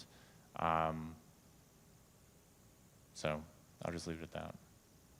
Okay, so there is an appeals process that people Correct. can bring those exact statements that they have Correct. those concerns about. Correct. The buzzwords I talked to you about. They can bring that through the appeals process. Absolutely. Okay. Absolutely. And then once it goes through the appeals process, what happens then? Then that's when the hearing officer would report to the board at that June 22nd meeting the findings, and would say, I listened to the complaint, I listened to, probably me, the district, of why it does meet the criteria, and they would give their statement. Is that correct? Recommendation. Apologize. Recommendation to the board, and then the board can take it or leave it. You can say, I agree with the district, or I agree with the complainant, but there's still ultimately the authority lies with the board to vote to adopt or not. And so we make that decision on June 22nd? Absolutely. Okay. With all the information being presented to the board. Okay. Can I ask one question? Let's assume we're going to end up with one or the other, and let's hope that there's edits, that we edit out the things. How long is this commitment for? 5 years. Okay. Dr. Jones? So when we chose, a lot of times when you make a decision, you don't know if the book is state adopted at that time, which is hard to do. And we had 4 that we could select from, correct, in this area? Correct. There were, like I said, there were I think 6 elementary, it's different elementary, middle, and high, and then they whittled it down to 4 that are approved on the list right now. And I'm thinking of the teachers now and getting ready for the school year. And like Terry said, what we have now is not something we want to use. So I think that obviously the curriculum, as far as the language arts, we've got to get rolling with that. And the areas of concern, we can talk to our teachers about or have a PD or whatever we do. But when we do, we have to have a diverse group here. You know, it's got to be from all angles, that we can listen to everyone from all of our populations, because, again, if we're going to do this as a community, we do this as a community. So I'm worried about the timeline for teachers. And like Dr. Moore said earlier, you've got to have that 30 days and the appeals, and appeals happen. We know that. I did science. And yeah, you'll get that. That's why I did not volunteer when they asked me for this one. But it's a lot of hard work from the committee. And it's a lot of hard work to start a new program as a teacher, a lot of hard work. So the area of concern that we have, let's talk about that when we need to talk about it. But let's move forward with the adoption. All right, any further comments? So, I'd like to make a motion. Can I make a motion right now during the action, or does it stay this way, no, you Mrs. can make a DeGrasse? motion now, right? Yes, this is an action item. Okay. Sometimes you have to stand for what you believe in to be the right thing. And at this point, I'm going to stick to my guns on this one. And my opposition and my concern, rather, has nothing to do with Dr. Moore or Mr. Meyer. I just want to make that publicly clear. It has nothing to do with leadership staff or the work that we are doing moving forward. It really is a message that will probably never enter the ears of the publishers or even the Department of Education. But we really have to be diligent and get the message to them that what they are putting in these textbooks and then ultimately bringing down to us as choices, it really ought to be explained so with such detail that there is no question of what is going to be taught and how it's going to be taught in the classrooms. And for many of these subjects that have been raised over the last few weeks, the way that it is introduced in the textbooks and even on their website really leaves a lot of questions open in the air, which then therefore leaves a lot of questions for me as a board member. What is that going to look like? How is that going to turn up in our training? I don't want another courageous conversation kind of training that we don't need that. We don't need to go there. So I'm going to stick to my guns here, board members, and I hope that you all would do the same. So I'm going to make a motion that the superintendent put on hold any decision with the ELA curriculum for the next couple of weeks until we hear from the DOE and/or Governor DeSantis's office. Can I ask a quick question about that, if that's okay? If we do a hold, what will that do to the timeline? In other words, will teachers be able to get books in time, whatever book we decide on? Will they be able to get it in time for school to start and we start with best standards for kids? I don't think we can make that commitment if we go beyond. But you're not purchasing anything now anyway. Well, we're waiting 30 days, and 30 days can't start until we have a curriculum that's been adopted. So there's a 30-day window after. So you have to add 2 weeks to the next meeting. So the next meeting we would have, then 30 days. And then to deliver, organize, train, that would not be an ideal situation. And is the 30 days to allow for citizens to be able to appeal? Yes, ma'am. All right, we have a motion on the floor to put on hold. Is there a second to the motion? All right, there's no second. The motion does not carry. Can I have a motion to approve as presented 6B, which would, and would you mind just repeating exactly what we're voting on so that we're clear? Through the chair, yes. The item adopts the 2 curriculums pending, one pending approval by the Florida Department of Education, which begins the 30-day contest window for which then we would wait and then hold a noticed public hearing on any received complaints on either product, and then bring those recommendations from the hearing officer to the board on June the 22nd for a final vote of approval and procurement for only one of the two. I have a motion to approve. So move. Is there a second? Second. Pardon me? Second. Any further discussion? Yes.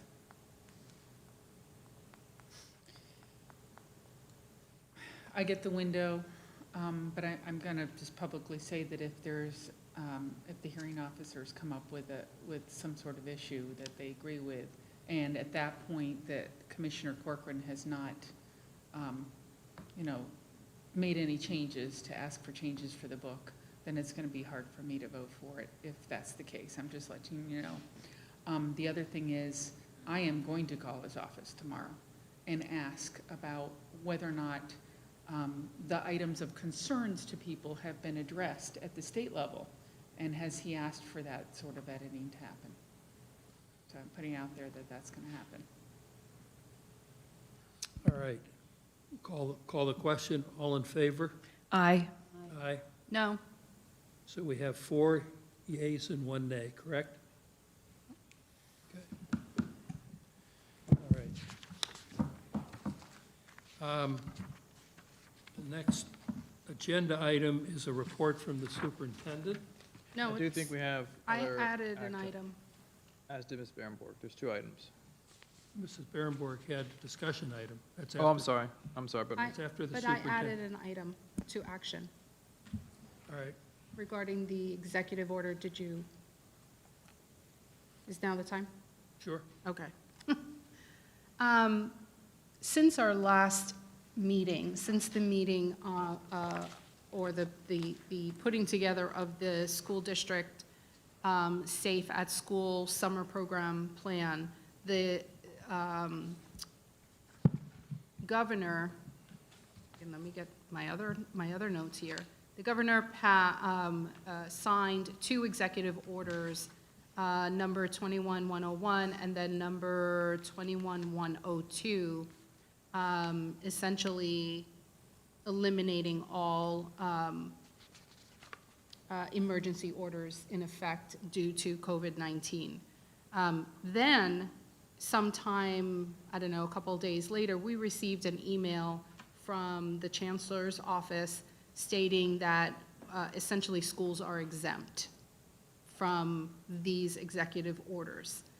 What concerns me is, well, first I have a question. Have we received any other emails or any other direction on why that decision was made? I'll have the school board attorney respond. And Mr. Barefoot, if I may, Mrs. Rosario, the language of the executive orders is directed specifically at counties and municipalities. It does not address school boards. It does not address any other political subdivision. The definitions that are referred to in these executive orders are for counties and municipalities, not school boards. What is the definition of political, you use the word, the language, get there. Did you say political subdivisions? Yes, ma'am. So what is the definition of political subdivision? In Executive Order 21-102, which was the executive order that was effective upon its signing, that particular executive order speaks directly to emergency orders issued by county or municipalities. So that order defines who it's referring to. So that's just the plain language in the executive order. The other executive order, which is 21-101, which is the executive order that is not effective until July the 1st, that particular executive order actually refers us to a Senate Bill 2006, and we are to look to the definitions in that particular Senate bill. And when you look to that Senate bill, it's essentially revising Chapter 252 that Florida statute defines political subdivisions as counties and cities. So when you read through the document refers you to other documents. You gotta love lawyers. So you have to read several different places, but ultimately the definition of a political subdivision for this particular executive order is a city or a county. So at what point can we, where do we stand in this? I mean, at what point do we say we are going to be the deciding factors? We are the ones who make the decision for us locally, and not, I don't know, not listen, not obey, not follow the instruction of the chancellor. I mean, it's just so contradictory to have an executive order that states, quote, all local COVID-19 restrictions and mandates on individuals and businesses are hereby suspended. This order eliminates and supersedes any existing emergency order or ordinance issued by a county or municipality that imposes restrictions or mandates upon businesses or individuals due to COVID-19. For the remaining duration of the state of emergency initiated by Executive Order 2052, no county or municipality may renew or enact an emergency order or ordinance using a local state of emergency or using emergency enactment procedures under chapters 125, 252, or 166, or impose any restrictions thereupon. I just don't know what could be done. What would happen if we say, we're not listening to this, we are going to move forward? Because how could the whole world or the whole state of Florida not be under an executive order for, you know, for regarding COVID-19 except schools? Something is wrong. Something doesn't make any sense here. And someone mentioned at the podium that there's something wrong between us and the superintendent with regard to COVID and the masking situations. It's not that there's anything wrong. We all respectfully disagree. We all have different opinions on it. Some of us agree and some of us don't. But that doesn't mean that we're fighting with each other or that we've got to get it together. What has essentially happened thus far, and those who are board members, who were board members, you understand that things happen by consensus. And oftentimes it really doesn't matter how you feel. If you are essentially outvoted, you're outvoted. But where are we now? What do we do now? So I ask Mrs. Diagresta, what are the consequences to moving forward with a policy or a new procedure that would essentially not violate the executive order, but go against an email that we received?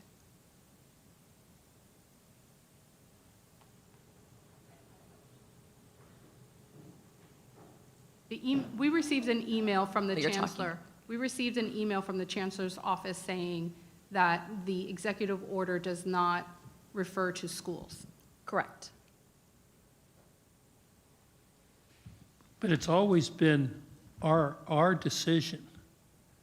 And we get input from the health department, from the CDC, wherever it comes from.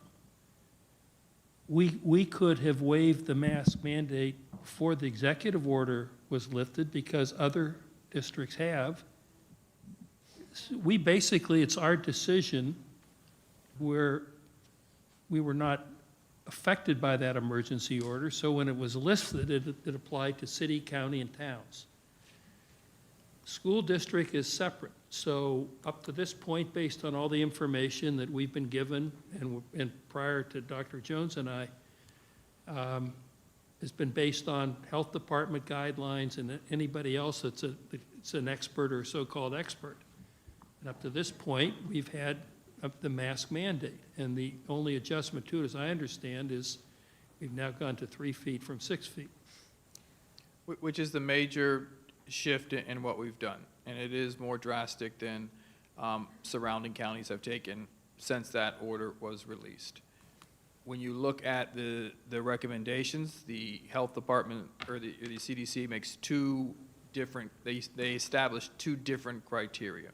The one we're familiar with is the under 5% for the last 7 days. So they're looking at the percent of cases, the total number of cases positive over the last 7 days. That number is under the 5%, which is in the category of low.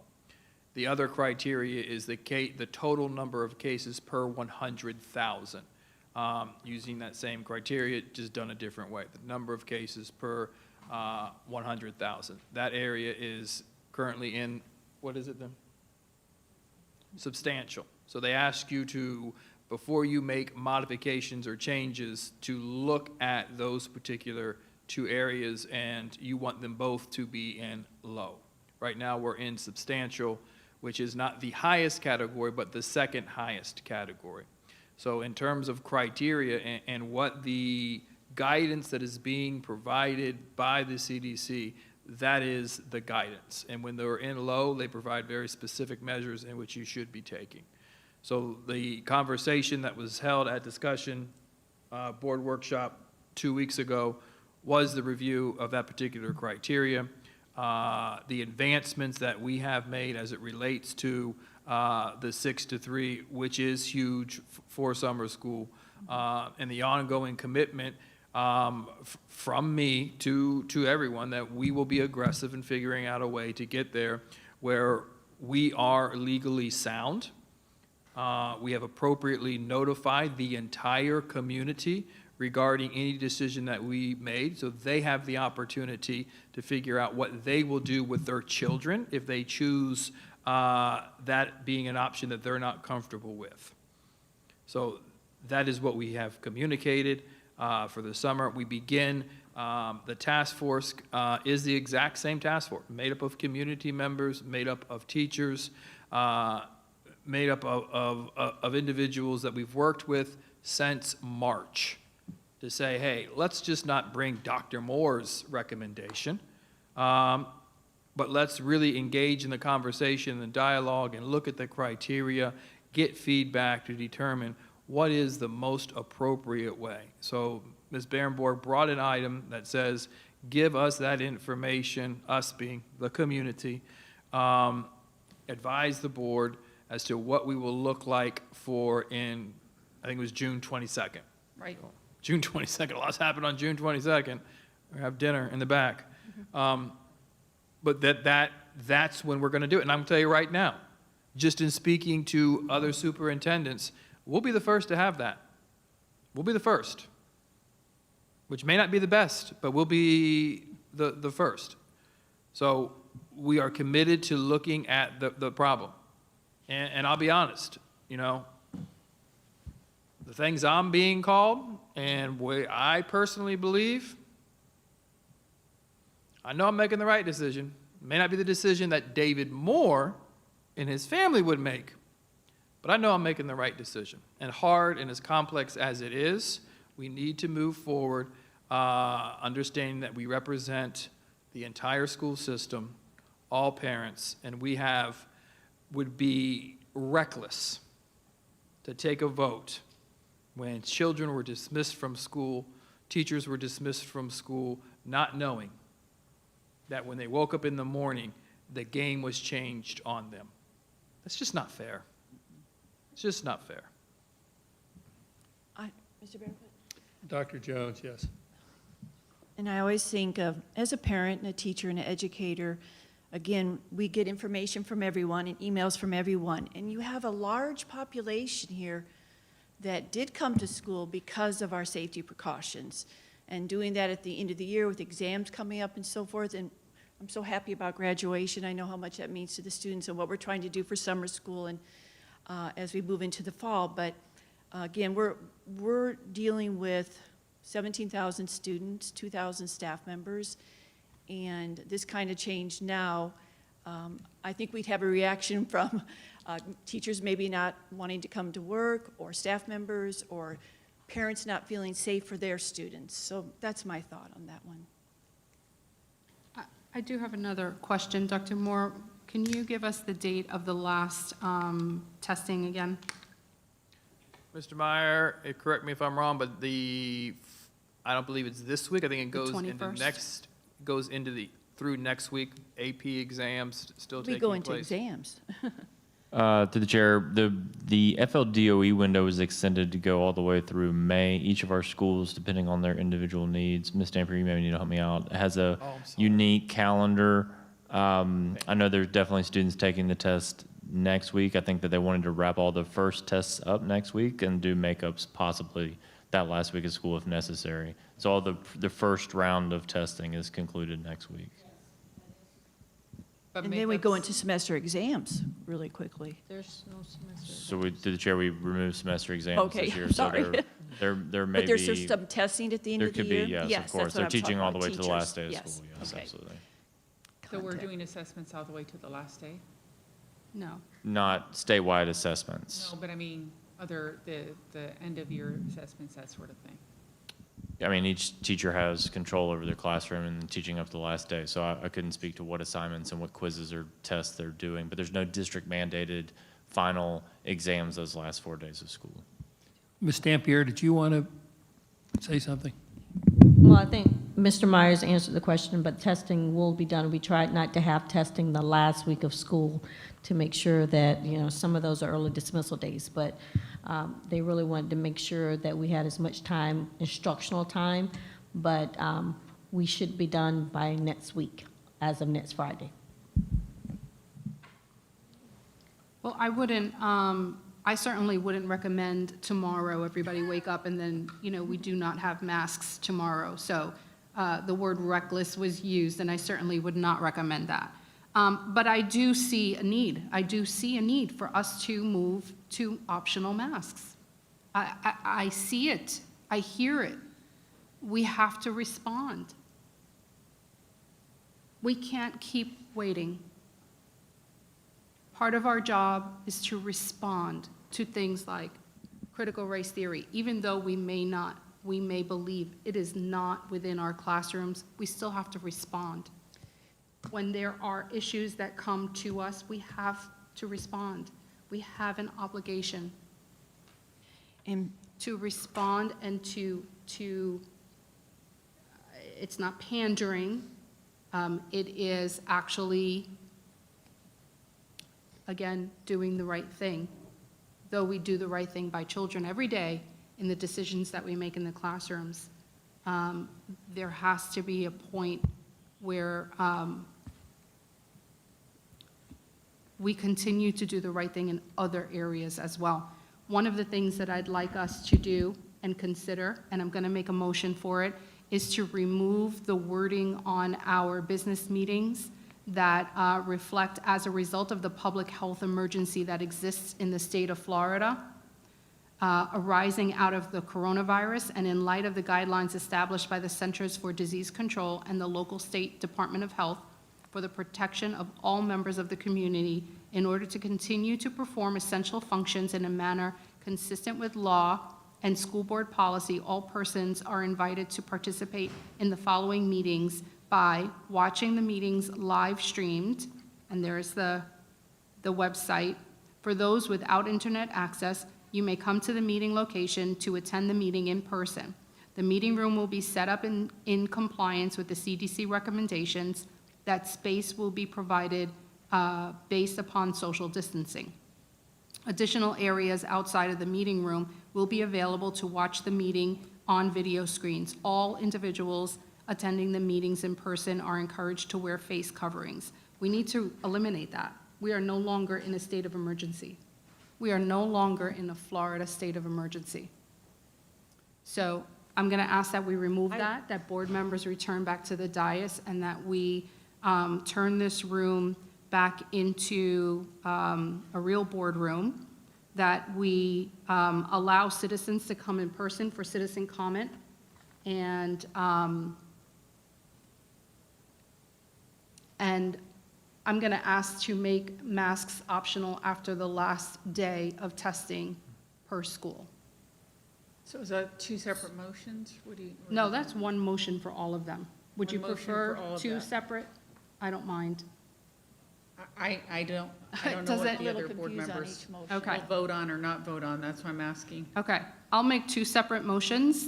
This way it is clear.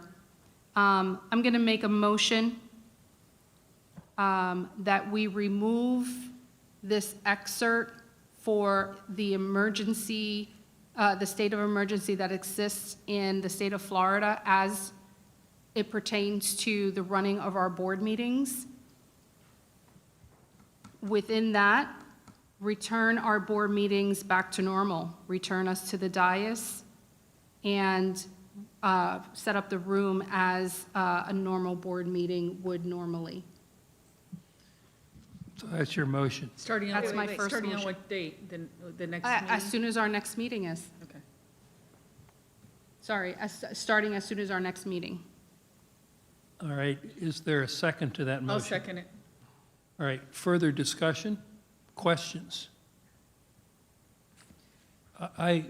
This is a comment, not a question. It would seem to me that it's easy enough to change the wording if in fact Remove we're it. not We in have a to state of remove emergency. it. Pardon me? Not change it, remove it. Well, So my move it. recommendation would be that you allow staff to review any modifications. Just simply reading something is not a good practice or way of doing work. I'm not even sure. We have a vote on the floor, though. We have to vote on that. We No, have a I've asked for motion and a discussion. second. He's We had discussing. This is part of discussion. Yes. I would not be suggesting you recommend or approve an item that hasn't been fully vetted for legal sufficiency and fully protects the board. And maybe there's a modification to the wording, maybe there's an update to the wording, but just to blanketly remove something without allowing staff the opportunity to review as well as legal counsel to review may not be a practice that should be endorsed. Can I make a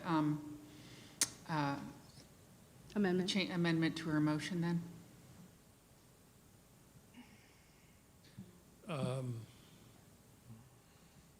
Can we amend it to Well, say? she has to withdraw her motion and you make an amended motion. Well, I want to hear it first. Yeah, that, I'll say the amendment, and then she can either withdraw or not. I'll amend that, given the opportunity for staff to review, I guess AKA attorney to review whether or not what Mrs. Rosario is asking for is allowable under what we've been asked to do as far as the mandate from the governor's office. I believe that the emergency order was until July 1st, but again, given whether or not we're under that. Yeah, that's a question. Yeah, so I guess what I'm asking is, I'm going to amend this to say that if we are allowed to make that decision ourselves, to do that immediately on the 25th, with you being able to look at this wording, that it's hard to amend a motion clearly. What I want to say is, I don't want to wait until the 25th for you to come back to us with this information. I want this information to be vetted with the attorney and say, we're good to go, and we vote on that, whether or not we're good to go. So in other words, amend it that if we are good to go on the 25th with the understanding that our attorney reviews it, then I will vote for that. Can you repeat the motion? Yeah. Yeah, let me ask Mrs. DeAgresta a question. Mrs. DeAgresta, would Wait, we? you've got an amendment on the floor. Is there a Yes. second, Mr. Chair? There's an amendment to the amendment.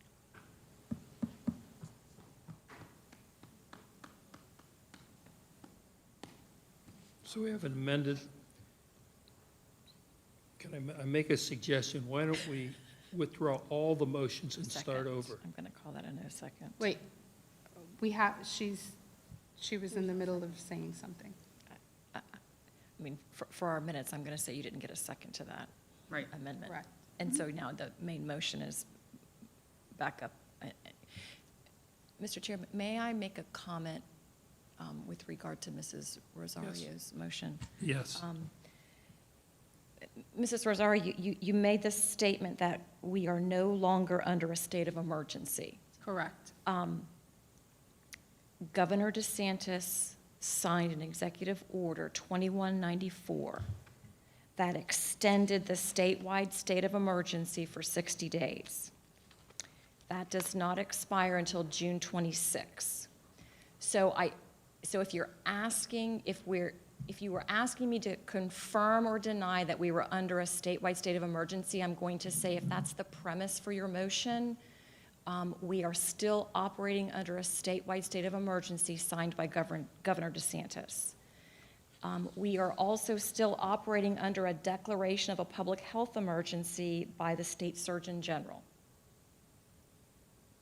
He's included in his executive order that those are essentially null and void. No, ma'am. He listed specifically, the state surgeon general listed specifically those items that he was rescinding, and it did not include his declaration of a public health emergency. Whereas on April 29, 2021, Surgeon General Dr. Scott Rivkees issued a public health advisory, not an emergency, an advisory, stating that continuing COVID-19 restrictions on individuals, including long-term use of face coverings and withdrawal from social and recreational gatherings, pose a risk of adverse and unintended consequences, further expanding vaccine eligibility and advising government offices to resume in-person operations and services. And it continues with the whereas. Therefore, I, Governor DeSantis, by the virtue of the authority vested in me in Article 9, Section 1A, blah, blah, blah, in order to mitigate the adverse and unintended consequences of COVID-19 emergency and to accelerate the state's recovery, all COVID-19 restrictions and mandates on individuals and businesses are hereby suspended. I don't understand. What am I missing? With regard to those enacted by counties and municipalities. Okay, so then I go back to my original question then. The governor did not rescind state agencies and their work with regard to COVID-19. So I go back to my original question.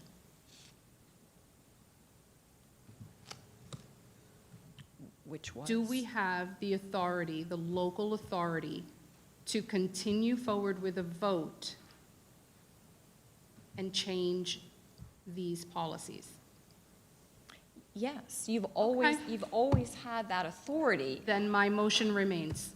We just need to be clear that there was a bill passed this last legislative session that actually provided some protections for all local governments with regard to lawsuits that are starting to come out with regard to COVID-19. As long as you understand that by wiping away any types of policies you have in place, it may, I don't know that it will, it may open us up to that liability. We won't be able to access that protection because we are not following the guidance from experts, whoever they are, with regard to what we're supposed. Okay. No. I'm going to withdraw my original motion, and I'm going to clarify my original motion. I'm going to clarify the motion. So I withdraw my original motion. I make a motion that this board, with regard to our meetings, return to normal. Plain and simple. That we return to the dais and that we return to normal operating procedures within this room, period. And I would add, if anybody wants to wear a mask, let it be optional. We have a motion? That was my motion. Okay. Are we in second or discussion? Is there a second to that motion? I'll second it for discussion. Okay, discussion. May I? That's 3 feet apart, correct? Through the chair, what we've done is we've ordered the petitions. They're yet to arrive. It would not be 3 We're feet paying for for everybody. petitions? Well, a little glass thing. Oh, did not know that. And the chairs right now, well, they're all over the place, but when they were first put out, They look like 6 feet apart, correct? And so we could double the amount of chairs in here if we put them 3 feet apart, correct? In theory, yeah. In theory, You wouldn't be able to half necessarily half of 6 is 3, correct? all of the space of the chair, so. Yeah. All right. So then we could at least do what we're asking our schools to do.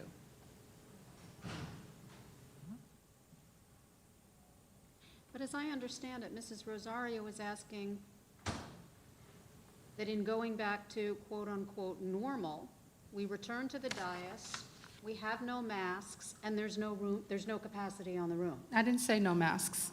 Well, you said normal. And I is said, pre-COVID. and I said, anyone who wants to wear a mask, it would be optional for them to wear a mask.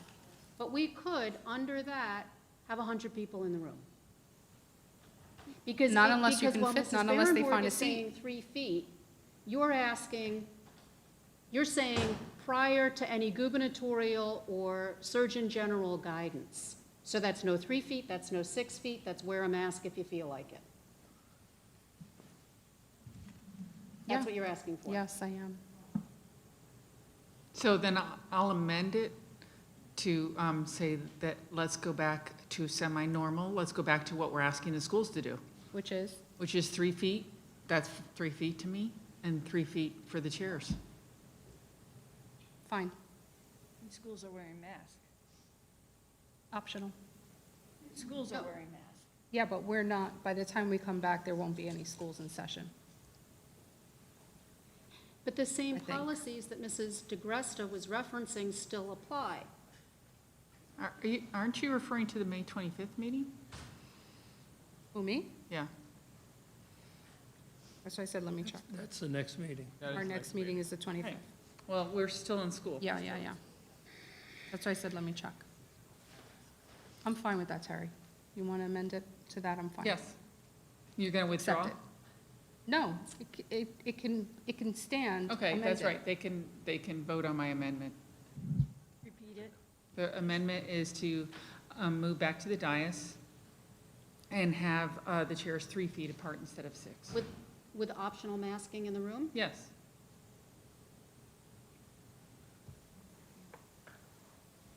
In other words, when they're seated and they're 3 feet apart, they can have their mask off if they want. I mean, they're adults in this room. They come in without their masks anyway. So is there a second to the amended motion? And Mrs. Rosario seconded. Yes. Any further discussion? All in favor? Aye. Aye. Passes. Opposed? No. No. All right, it carries 3-2. Right. So we have the main motion as amended. You seconded the main motion, correct? Correct. Any further discussion on the main motion? Which I can't remember what it is. Is it the amended? It's amended as the Okay. main motion. So All now we voted to make it amended. Now we're voting whether or not we agree on the amended motion. All right. All in favor? Aye. Aye. Opposed? No. All right, the vote's 3-2 in favor of the amended motion. Dr. Jones, you and I'll, for the first time, be able to sit up on Yeah. the day. It'll be nice. I've only sat there 4 times myself, so. Now, you had another motion. I did. I had another motion to make masks optional after the last test is over in every school. Is there a second to that motion? I'll second it. Any further discussion on that motion? All in favor? Aye. Opposed? No. No. No. All right, that motion is voted down 3-2.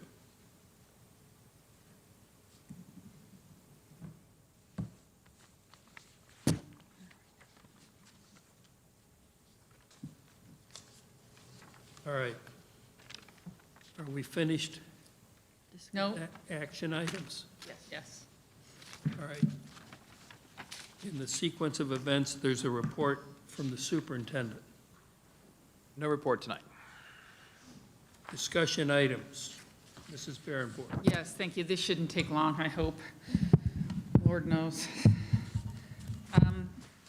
In the last meeting, there was a teacher who came and had his students speak, and the teacher made a comment that he had been told in the past that he couldn't speak to the superintendent, and that is why he was coming to board meetings, because he felt like he couldn't speak to the superintendent. I said, no, you can speak to us. I mean, I get calls all the time from staff members, from, community members, everything. But I was made aware right after the meeting from a former employee that there is this policy that you all have now in front of you, 4112, board staff communications in place. I did discuss it with Dr. Moore, and he agreed that it probably needs a little bit of an adjustment or amendment in the sake of transparency. Because in this communication policy, you will see that it says all communications need to go through the superintendent to the board members. In other words, staff members should not be contacting us directly. And it happens time and again, I'm going to tell you. And so, therefore, they're violating this policy. And he and I talked about that. Is that friendly to do it? And I'm not saying that we want people to circumvent them, because the first thing I say to somebody when they have a complaint is, did you talk to the teacher? Did you talk to the principal? Did you go up the chain of command? Because it's only fair that they have the opportunity to deal with the problem before it comes to the board. And a lot of times I can work it out, and I'm sure you do too, one-on-one with a parent, and get the problem solved like that. And it's much easier for the parent too, or the staff member, to have that problem solved. I talked to a staff member yesterday that came to us with email, and they said, that was being addressed. Mr. Bass, thank you for talking to the staff member. So I will say that sometimes staff members don't know all these policies, right? And my bad, I probably read it when I first came on the board, because I read all the policies, but I don't have them all memorized. I gotta admit, I have to go to the policy, thank God for board docs now, but I go there and look it up quickly and say, oh, yep, that's here. And that's our job, to look at these and say, is this what we still want?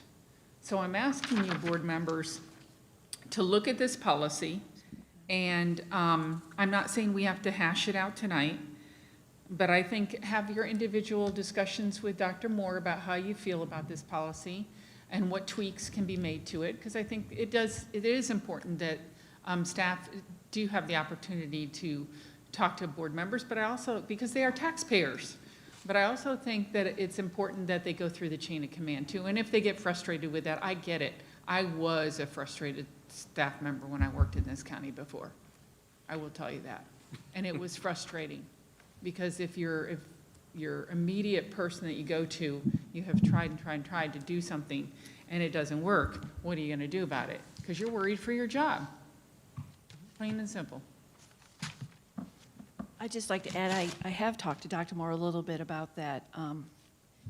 I think it's important that we always try to solve the problem, the root cause. If a teacher has a concern, you go through the hierarchy, your supervisor, and so forth.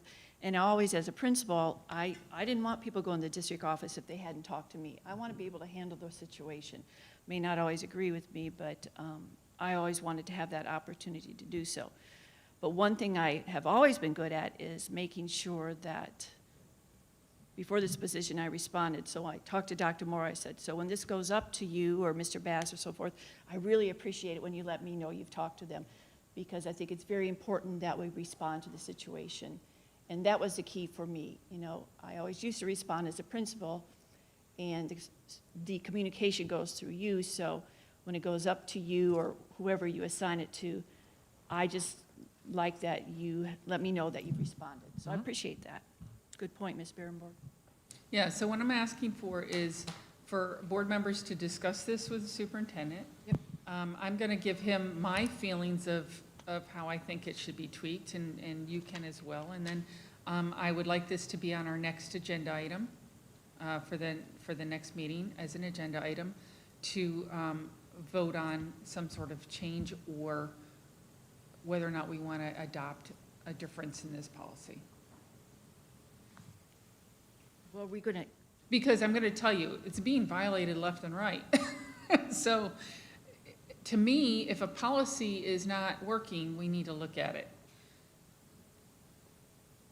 but before we vote on it, we have to know what we're saying. It's not a vote, it's just discussion. No, we're not voting. No, We're- I mean, she said at the next meeting, so before we vote on the next meeting, we need to know what people think about the changes, so.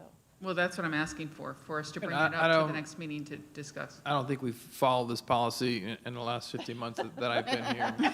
I have no I tried interest to. in following it like it, the way that it is. I think, having access to staff is something that should be non-negotiable.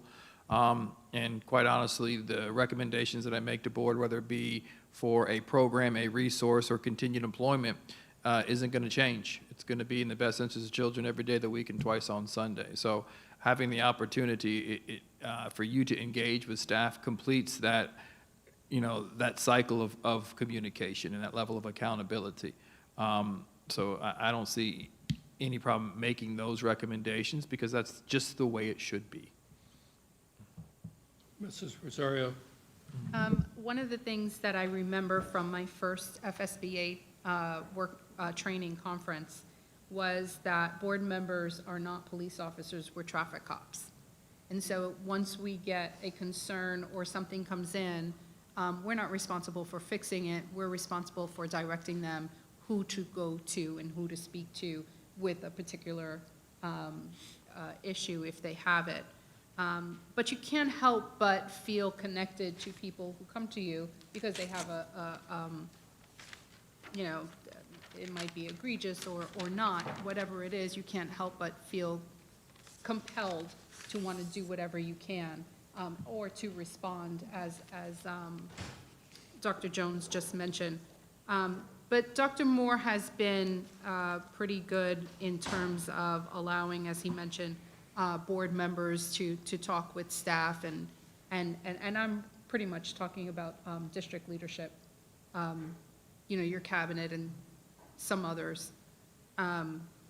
There has never really, and I think everyone is always on the same page, that it's almost like once you speak with one person, once I come back to Dr. Moore already knows, or if I go to Dr. Moore and he says, go ahead and talk to Mrs. Dampierre.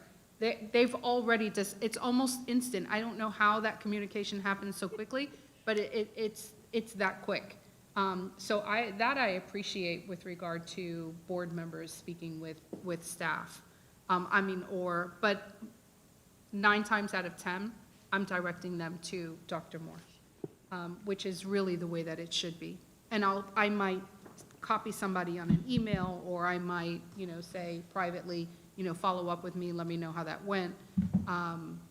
But what I wanted to also ask Terry, if you would consider it, when we do the policy, when we look at the policies with regard to critical race theory, maybe we can have that same session, look at this policy at the same time. That's fine. I just want to start the discussion on this because this is a small, short policy, but again, it's not being followed very well. So if it's not being followed, not that you have to throw out a policy because people aren't following it, because there are people that do follow it. Yeah. I have people that, I had one the other day, came up to me in the gym and said, I know I'm not supposed to talk to you.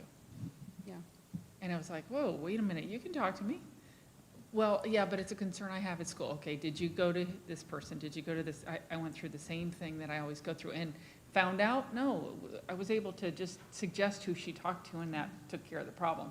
But again, it is something that we probably need to go through the process of changing this policy.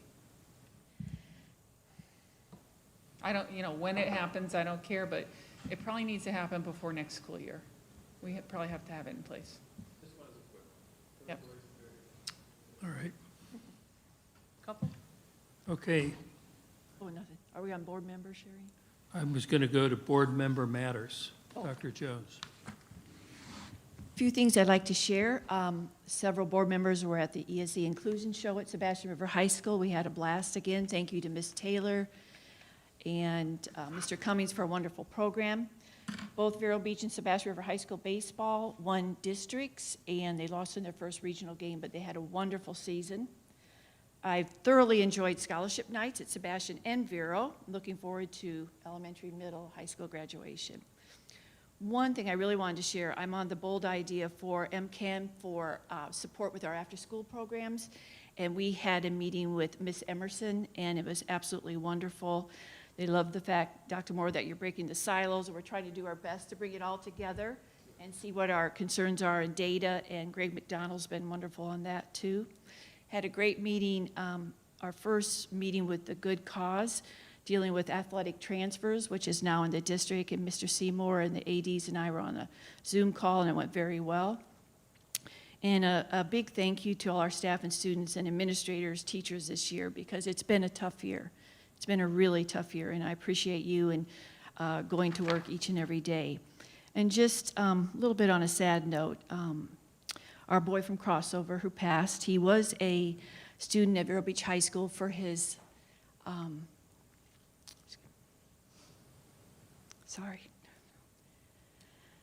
2 years, and I volunteer at Crossover. He's not one of my mentees, but I knew him, and we had a gathering with Crossover students and family about a week ago, but it's just something that we experience too often. We had that with a Vero Beach High School student last year who was at the beach, and just to let the family know we're thinking of them and are here for them. Thank you. Any other member matters? I just have one.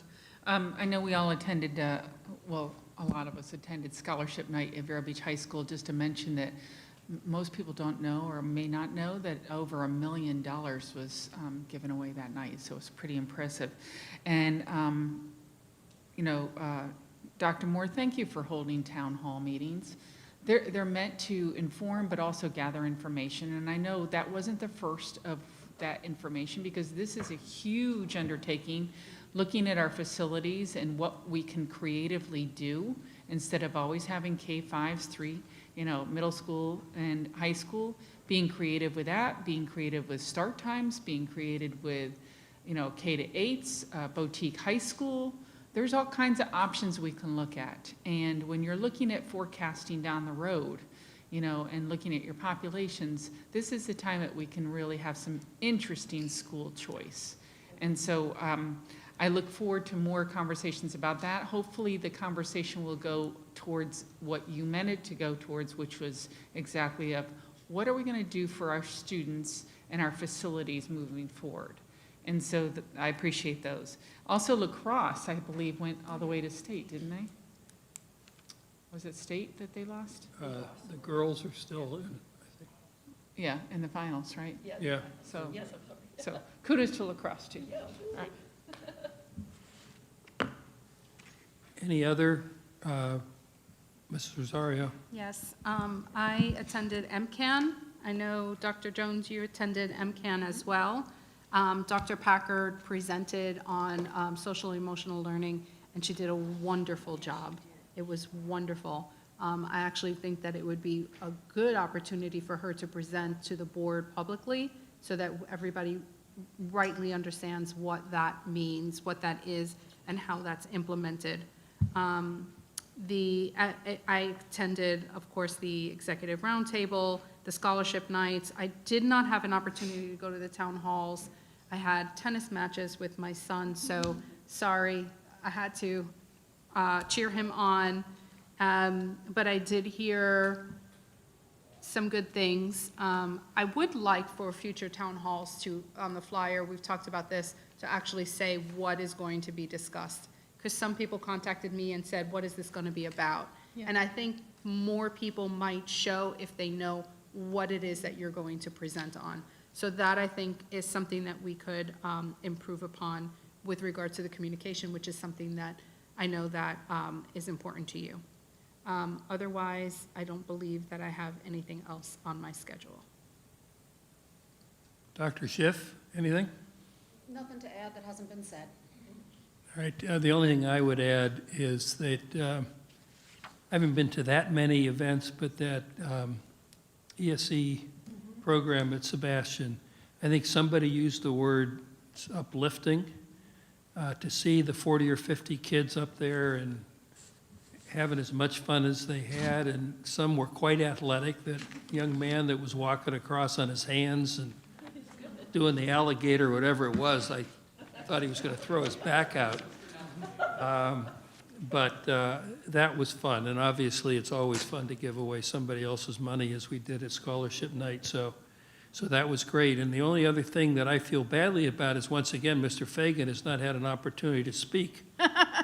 So, Dr. Moore, can you make sure that he gets on the agenda the next time so he doesn't feel left out? We're getting ready to do budget, and Mr. Fagan has proven to be thorough and consistent when we do the budget, so get ready for the Ron Well, Fagan he show. does such a good job that when some of his items, they end up on the consent agenda, nobody even questions them. I don't think y'all are going to do that with the budget, but. All right. Anything further, No. Dr. Moore? No, I'm satisfied. Thank you, sir. All right. Meeting adjourned at 10:19. Have a good evening, everybody, and I guess we'll see you all at graduation, if not before. 2 graduations.